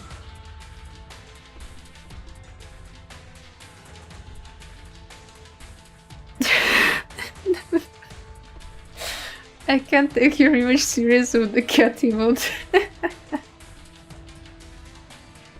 This one really had the most bitch-made final boss. Whole monologue of just complaining, why he chose you, why he was more liked, why times are changing.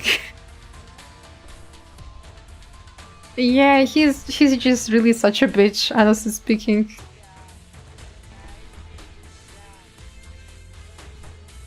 Like, he's just really such an annoying character. If others characters you're like, oh, like he's like an evil mastermind, or like, oh, he's like an evil entity, or even like a final boss that you can somehow relate to, you know, you can understand their actions. He's just like, yeah, this guy is just a little whiny bitch that lies to everyone.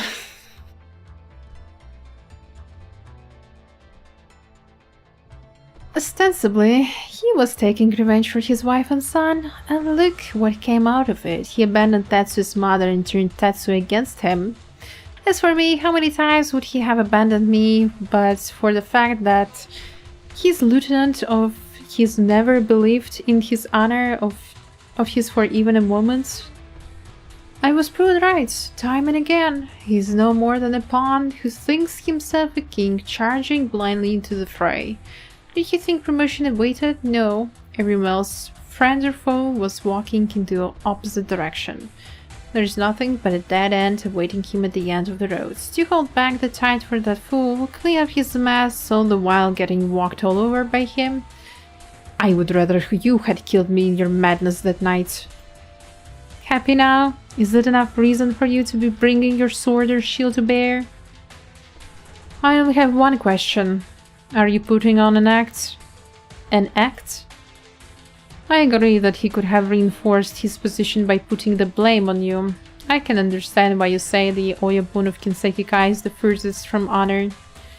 I believe you when you say you stemmed the tide of Kinsekikai's destruction and that you are angry at Uncle Tessai. What do you want to say? I just don't know what to think anymore. It was you who brought me back to Kajumachi. It was you who tried to make me lose my reason and eliminate me once and for all. It was you who earned Tetsu's fervent loyalty. It was you who made him witness his own father's death at your hands. It was you who cut off your own finger in front of Uncle Tessa. It was you who cursed his incompetence even unto his death.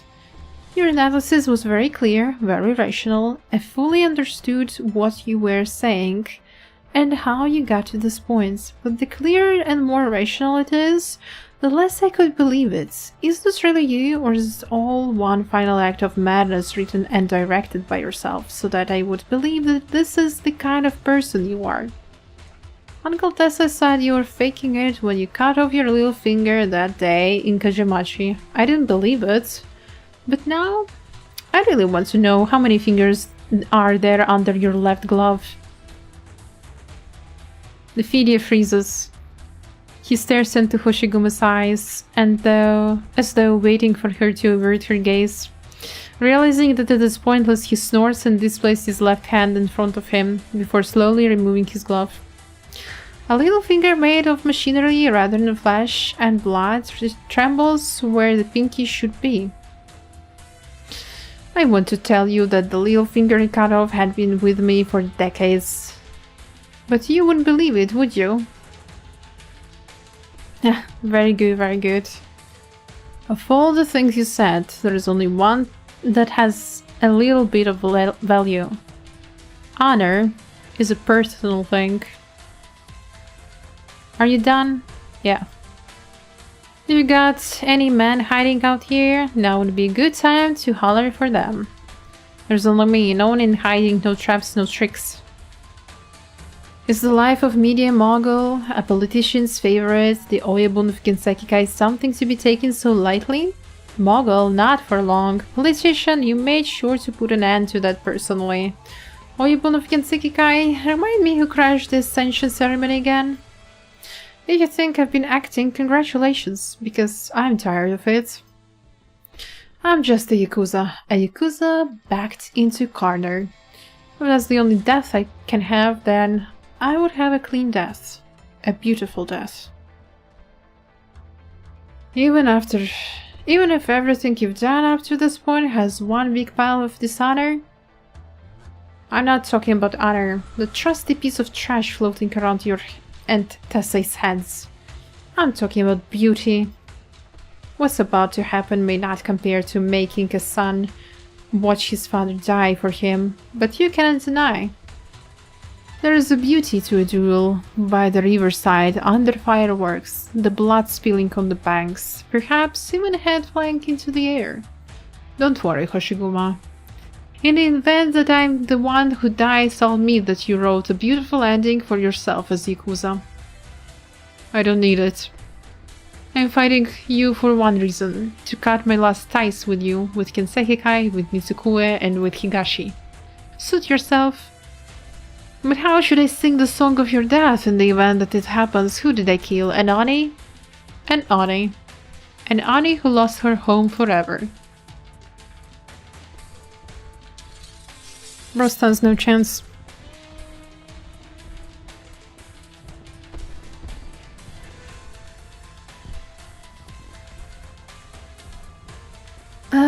The Virgin Mifune Boohoo, my life was too easy, my lobster too buttery, and juicy feel bad for me, the Gigachat one I will eat.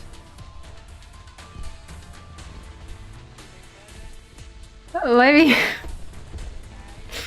I don't think you should be talking about him yet.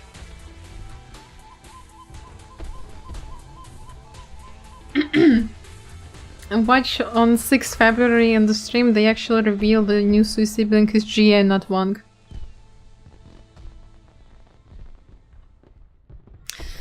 Mifune says no more. He pulls his long sword, which seems far too long for most men, but just right for him.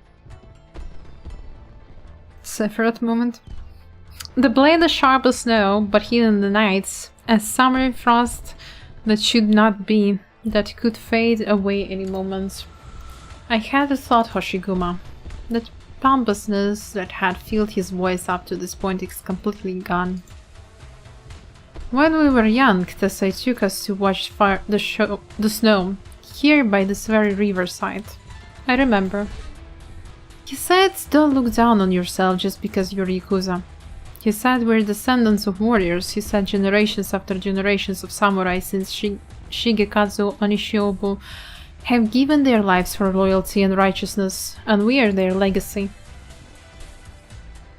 He said that even without noble stages, without power, without liege to serve, Even without the bloodline of warriors, loyalty and righteousness never die. The warrior spirit never dies. Jingi, Ninkyo, honor in all its names. The warrior spirit lives on, even if it has fallen on hard times. Even if it has become distorted, even if it has taken on many different names, even if no bonds of blood tie us. He was spewing nonsense, wasn't he? It was all an act, wasn't it? Mifune stares straight into Hoshiguma's eyes. You don't know the answer? There is only one thing that I know. Someone you hated so much would never put an act for you. Sure enough. You trusted him, and I trust you. I believe you when you say that Tessai didn't lie to me. I believe that we are the last descendants of warriors, here in Nanin Anzai, Mitsukue Oyashiro. As for the true blue-blooded warriors, whose emblems are passed on from generation to generation, I suppose they're all speculating in real estate right now. Kin bent sneers. Opposite him, the blue flames of rage burn brightly around Hoshiguma. No longer does it burn for Kinbe, but bright, it burns, almost burning through the brightly suffocating night of Mitsukue.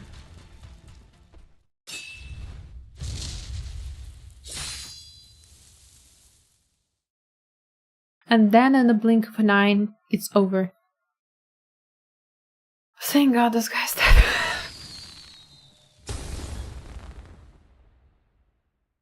The two stand with their backs towards each other, having swapped places in exchange. Hoshiguma returns her sword to its sheath. Kinbe's figure drops lower and lower until he falls to the ground, no longer able to stand.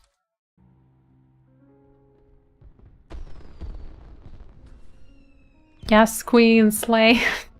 I'm sorry. You're not injured at all. I have a slight cut on my face. What about me? I can feel myself bleeding, Hoshiguma, but I don't want to look. Tell me, how much time do I have left? I don't know. I think there'll be someone here soon after I leave. I think you'll leave a pretty long time. Why didn't you kill me? You and I, we have nothing to do with each other anymore. There'll be other people to judge you for Uncle Tessai and Momoka. After all these years, at the end of it all, you won. No, I lost. Completely. You hate the way of the city so very much. I just don't recognize it anymore. It's no longer my home, that's all. Sayonara. We won't meet again. Hoshiguma turns and walks towards the ruins of Kajimachi. Lying on the ground, Kinbe casts his eyes towards the other side of the river as he feels the cold of his own blood leaving his body. The noise and commotion look down coldly on the empty shores on this side, which will soon become much shinier and brighter.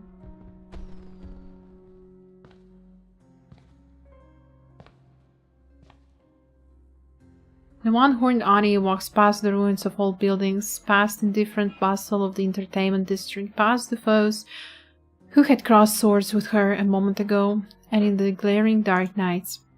Cool breeze blows from behind, bringing fresh liberation and sounds that do not belong to the present. Going to the summer fair with her father, and the unscrupulous yatai owner giving her a net made of the flimsiest paper for scooping fins. That summer night, after her father's passing, she licked the apple candy Tessai gave her that did not seem right for her age. Throwing rings that seemed too juvenile for her, but which could never seem to hit the mark, as though they were imbued with some sort of arts. Going to the shooting stall with the Holy City of Laterano sign that only had cheap stuff after getting drunk with her Kensekikai brothers. She takes one step after another towards these scenes of Higashini's summer nights. But they are ghosts of the past, rushing by her, fading into the distance like the one she has defeated. And the fireworks. Yes, fireworks of Higashi's summer nights, which she may never have a chance to see again.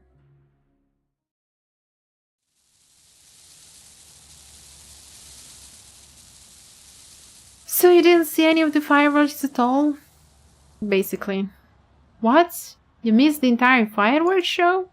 Yeah. That's such a shame. Well...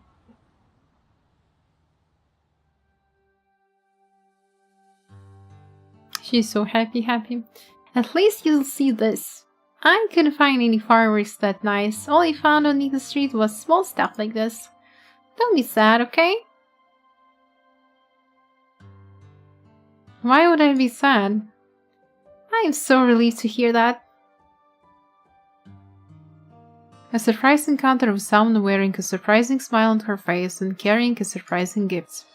Hoshiguma feels tears coming to her eyes. The tiny fireworks in front of her seem brighter than the rest of the city combined. It's so beautiful. The fleeting but beautiful. Where are the others? Kichise, Sarasa, Moriuchi, and Tetsuya? Kichise and Moriuchi-san are being questioned by the tired-looking cop. They should be coming out soon. Sarasa suddenly fell asleep 1 block before we ran into cops. She told us to just leave her there. By the time we talked to the cops who went back for her, she was nowhere to be seen. As for Tetsuya, I have no idea. Oh, we should also let the police know that Kimba is still lying on the riverbank and someone should go and get him. Now let him bleed there. Let him stay there, please. They already have that over. Even the vendors knew not to trust Momoko with anything that has a higher firepower than that little spark. I mean, the scene where she was beating that poor ninja was quite brutal, to be honest. Momoko should not wield any weapons. The microphone is already fierce enough for her. There you are! What are you doing? Hosting your own fireworks show? Looks like it. We have someone here who missed the entire thing after all. Gotta make it up somehow, right? It's a dogger. This is... Kami-sama. How did it speed up? Oh my god. Didn't click anything. What's the matter, Hoshikuma? Did something happen? No, nothing, just imagining things. We've seen the Kami smile at her, perhaps it has always been smiling. The figure begins to fade and fireworks that Momoko is holding is close to going out. The last sparks fade into darkness.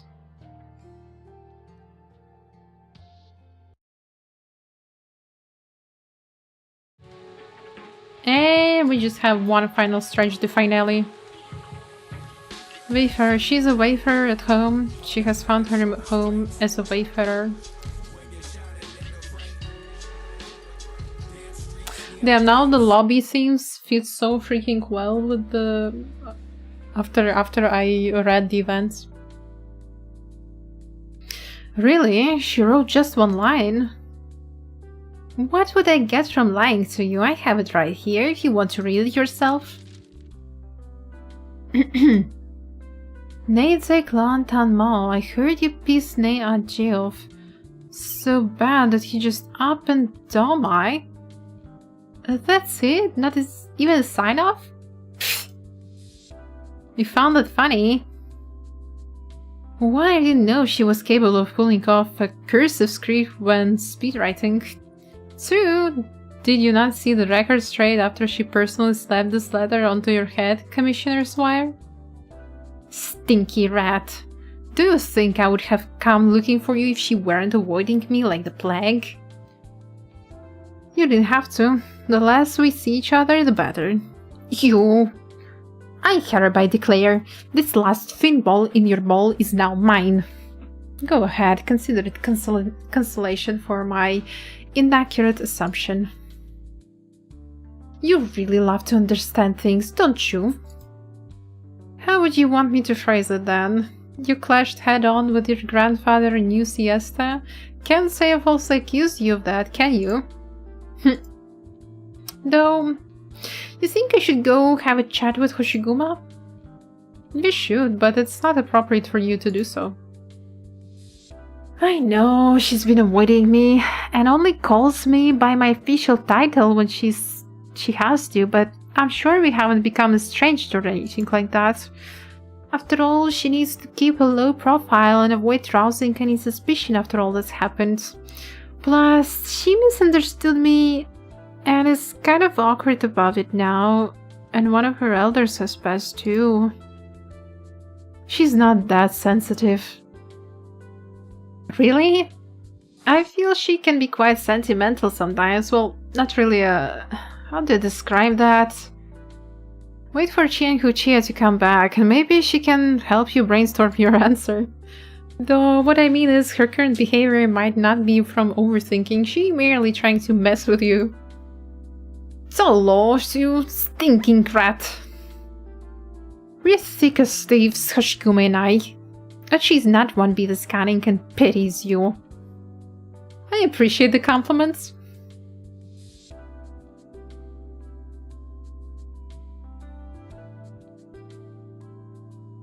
Thank you for the omiyage, Inspector Hoshiguma. No thanks necessary. While you were in Higashi, I happened to visit the Janbin's shop quite a few times and began to enjoy the taste of scallion. I heard you encountered many unpleasant events in Mitsukue. I'm touched you still bothered to bring something back from me after all that.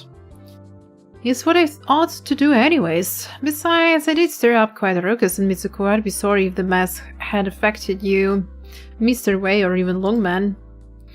Not at all. What I have heard people talk about is your wisdom and courage. You not only cleared your own name, but also avenged Tesai-san, who was as a father to you. That Kinbe was never a good man.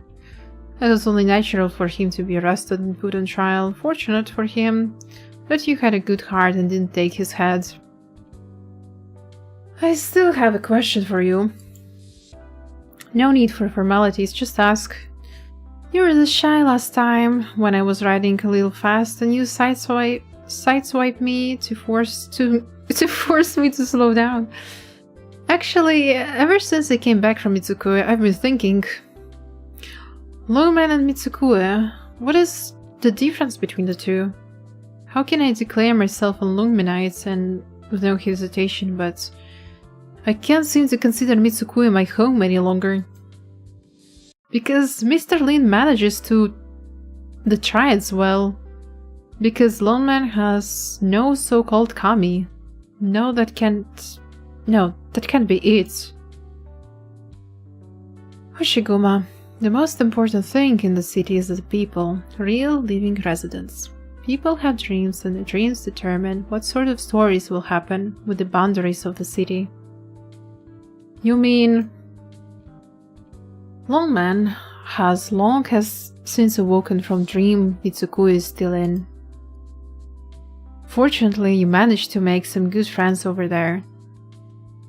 They're probably the best part of my experience in Mitsukue. Isn't that good enough? I have a bizarre story to share with you too, Inspector. What is it? I have heard that near to Mitsukue in Himeda City, a young Hyukaku has appeared. He keeps his face hidden, and though his swordplay isn't stellar, he still manages to overpower his enemies with just a bokuto in hand. This young man, who seemed ordinary, eliminated a gang that had been committing fraud in the city for years. According to him, he walked all the way from Mitsukue to Himeda and would rest no more than a few days there before embarking for the next city. I hope his journey goes well. One more thing, which isn't as strange, but it has something to do with you. A police officer dismissed from his post in Mitsukue is now planning to run for diet office. You think the old cop will make it? Odds are 99% no, but should one just quit simply because it's difficult to achieve? True. Alright, that's enough chatting for today, and we're pretty much done with Janbin 2. Time for the next round to begin. I didn't notice you switched to a new ride today, but my old pal won't give in without a fight. I didn't expect the pressure to settle in even before I started my engine inspector. Could it be you're tired today? 30% maybe?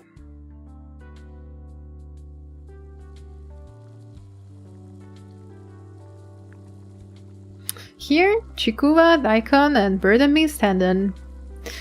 Phew. How's the talent agency stuff going? Good? Good and bad. But it's coming along nonetheless. Burden Beast mentioned they're eating the Burden Beast levy. I can't, they have been eating Burden Beast this entire event. I'm crying inside. I'm glad to hear that. You cried so much when Hoshiguma left, so I thought you'd leave Mitsukui for Lulman too. I wasn't down that bad. Hoshiguma had her reasons to go and I have my reasons to stay. Momoko-san, I saw you have already gained the air of a professional negotiator in such short time. Save it! Hot.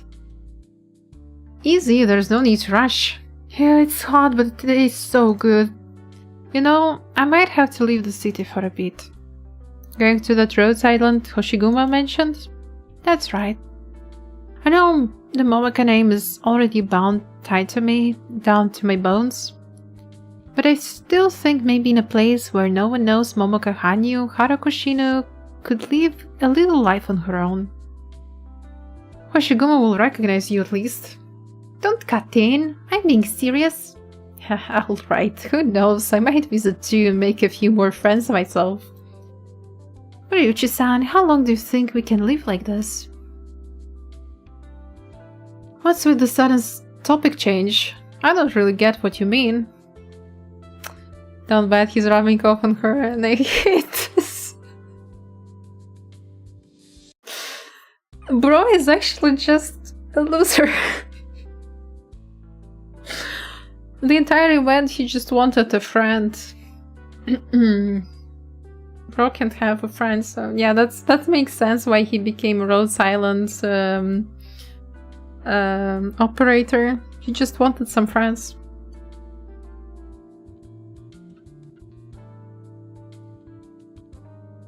I can't explain it, but I feel like these days are numbered. Now I'm even more confused. I mean, how do I put it?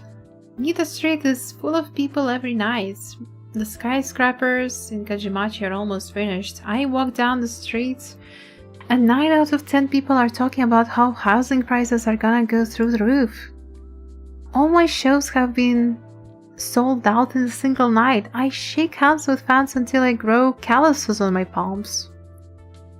But I get a feeling this will all come to an end pretty soon. What do you mean? War? An attack from Northern Courts? They might not have to make the first move, they might be drawn into this by us. Oh, someone's calling. Business? No, it's Kichise. Momoka, big news! What is it? Did the real estate market crash? Ha, you still asleep? Didn't that new project hit a fresh high today? How could it crash? It's about Sarasa. Sarasa? Did she leave Mitsukui soon after Tetsuya? She sent me a letter with her family crest on it. It's the Nishigoris. The Nishigori clan from the Northern Court's 4 great clans. She said she had fun in Mitsukue, but the noise we made might have been a bit too loud, so she went back to Kusarikawa to hide from her family for a bit. Said she'd come back to look for us once it's safer. How's that for big news? That's pretty big. She mentioned you too. She said she knows you're starting a talent agency and she'd join if it takes off. My agency? To be an idol? The princess of Nishigori clan? Momoka, shh! Damn, I didn't think that Sarasa is like a princess. She looked like such a goober. If there is nothing else, there's no rush. Your work is consistent, more so than Mifune. The Kinseki Kai are under you now. but the Kinseki group remains a hot potato with few feeling to take over. Have you any interest in picking up his scraps and giving the Kinseki-kai another chance? No, sir. Indeed, picking up his legacy is rather easy in theory, but who knows how many hardships stand in the way. Do you intend to remain like this for the rest of your days, a gang leader for a group that has lost their home turf? I'm just creating a home for people who fell off society's ladder and doing a bit of cleanup work. Besides, there is no way I can possibly drag this on forever if Mitsukui no longer needs the Kinseki-kai. I have had enough of both the Kinseki-kai and the Kinseki group. I came here today to not only fulfill Mifune-san's promise to you, but to also inform you. I have tried my best to deal with Kinseki-kai's aftermath, and now I bid my farewell. You made up your mind, so I won't insist on changing it. Good. Excuse me. Alas, a beautiful face, but a heart icier than the fields of Ursus. I was trying to be kind, but she just wouldn't appreciate it. How rare. Forget it. Let's take a look at the goods. The punchy-eyed member stands up in the luxurious reception room and walks towards a small door at the back.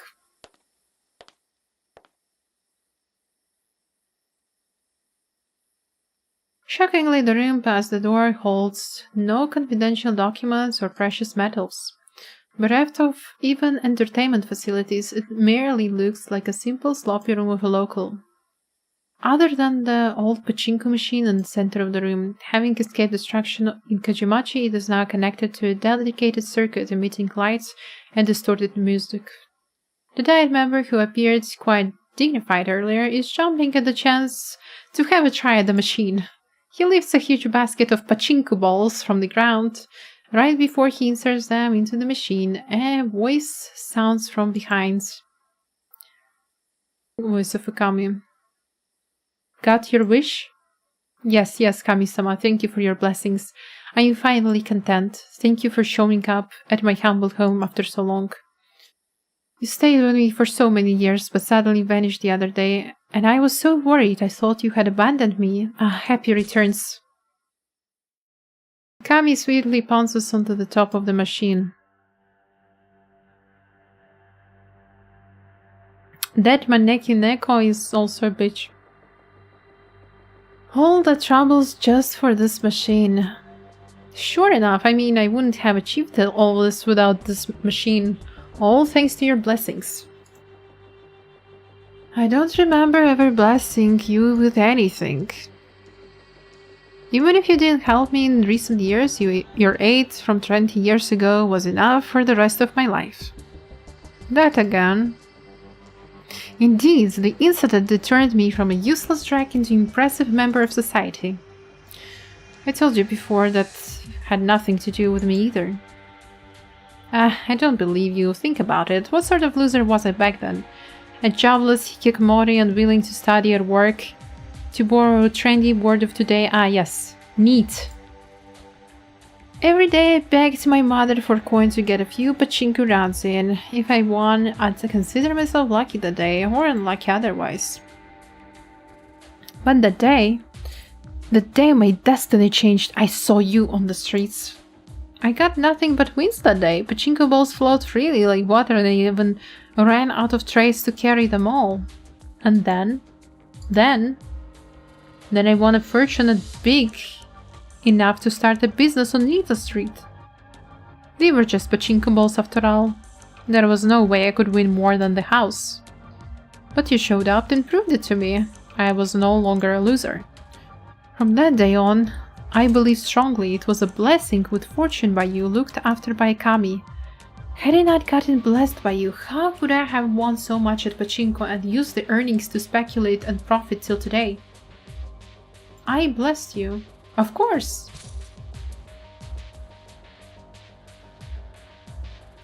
That Maneki Neko is so evil. Oh my god.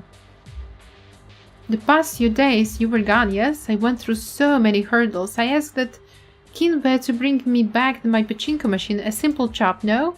But I couldn't give the orders directly, so I said, take over Kajimachi, come up with a redevelopment plan, and bring back this pachinko machine on the way back, because I have ties to it.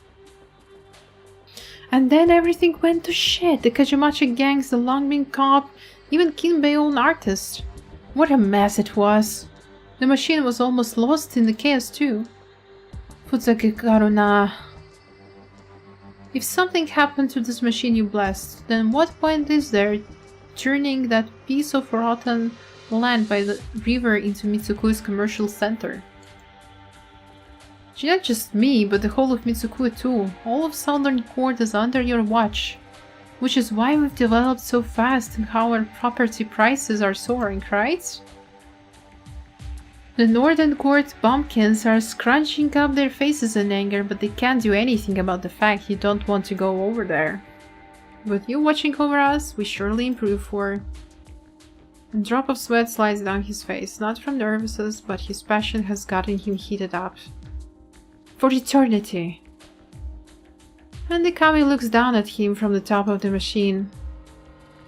Down at this secretly purchased 30-floor high luxury apartment with VIP exclusive elevators. Down at the almost 100-meter high building. Down at the clamor and chaos of Mitsukue. And then it speaks a line it was tired of repeating yet rarely taken seriously.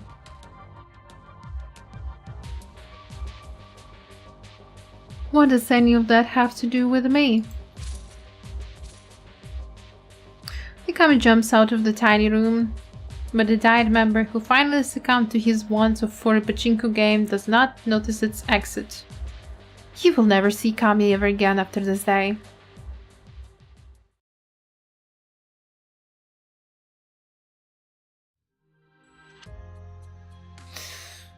It's so bad.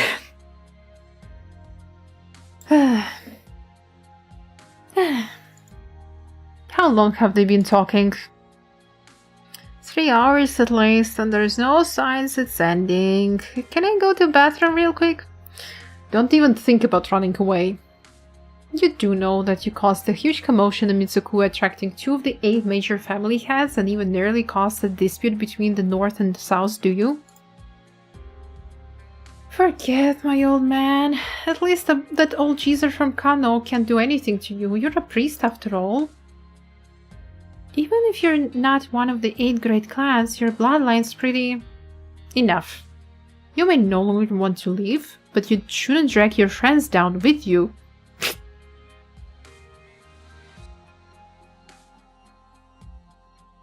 You even sent them letters saying you were planning to hide in Kusurikawa. They would have been in danger right now if you weren't here. Performing Dogezan.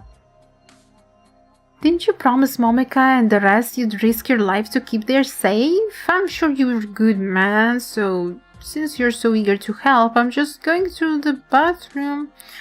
Enough praises. The Kano and Nishigori heads will be out here soon, and it'll all be fine if you stay, but if you run...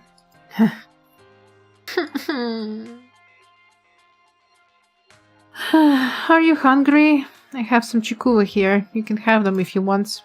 Arigato. Kanishi-sama. I've heard the shrine clergy mention you have a daughter. Yes, I do. She's a little younger than you. Are you as harsh with her as you're with me? The priest is momentarily stunned, then looks at Sarasa as if she's a creature he cannot communicate with. Me? Harsh with Lisa? What are you thinking? I mean, didn't she run away like I did? I'm still in Higashi, but she ran all the way to Sirakusa. About that, Ingrid can explain the whole thing to you if you meet her. The door suddenly opens. Fortunately, Sarasa noticed earlier the flickering light coming from the door gap and returns to her the Geza pose right on time. The priest immediately catches on and straightens his back with head bowed, standing to the side. Now then, allow me to once again apologize to you and the Kano clan on behalf of Nishigori clan. We're extremely sorry for the trouble caused by our failure to discipline our younger generation. Please, there is no need to exaggerate. The important issues are all settled, and I would like to thank your daughter for providing this opportunity for us to hold this discussion in person. Mitsukui has an incompetent diet member who allows violent gangs to run rampant, and your daughter merely acted in the name of justice. What wrong has she committed? As for the Kami's whereabouts, if I may be so bold, I believe it's best to leave them to appear on their own terms for now. The two clan leaders slowly strolled through the shrine's garden and towards the exit of the divine grounds as if they have not noticed the two standing and kneeling behind them. So, we're out of trouble? Technically, yes. It's time to head home, Sarasa. The old eager casually calls out as he stands under the torii gate. Sarasa freezes on the spot, her flushed cheeks from the joy of having gotten herself out of trouble turning pale. She raises her head to look up at the little patch of sky encircled by shrine, closes her eyes, and clenches her fists in a position where she believes her father can't see.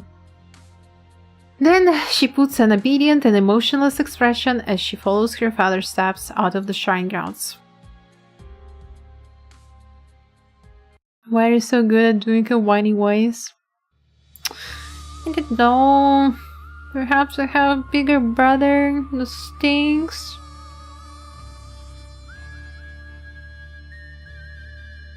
But yeah, this was the reading of Ato. I hope you guys enjoyed the reading. And yeah, maybe in the future we'll have more readings of the events.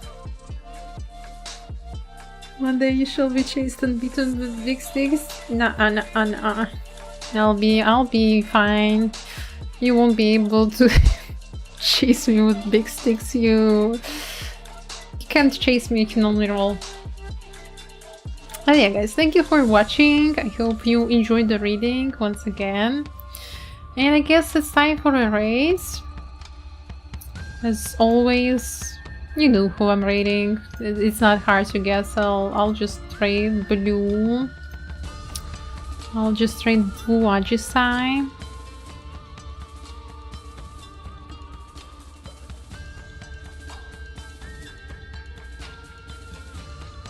And see you guys next week. Next week we will have new arts. I have finished all of my current commissions. I have no specific work that I have to do, so it's time for me to get back to ARKNIGHTS Fanners. And funnily enough, next character on the list is Mountain. I wanted to make a sketch of him today, but I'm a bit tired and, you know, Enfield Factory has to grow. So I'll leave a sketch of Mountain for tomorrow. It's nice reading, I enjoyed what I got. I feel like I peaked yesterday in the middle of the street when I kind of like got really into the voice acting part. Yes, today was a pretty nice stream as well. I personally enjoyed reading the story. It's quite nice. So yeah, not sure about the like main story chapters because they are like super long, so it would make not 2 streams but like 1 week of streaming and reading ARKNIGHTS story. But such events definitely would repeat again if there is an event that I'm interested in reading. But yeah, now I bid everyone a good nice evening. See you guys next week and stay comfy in your boxes. Bye bye!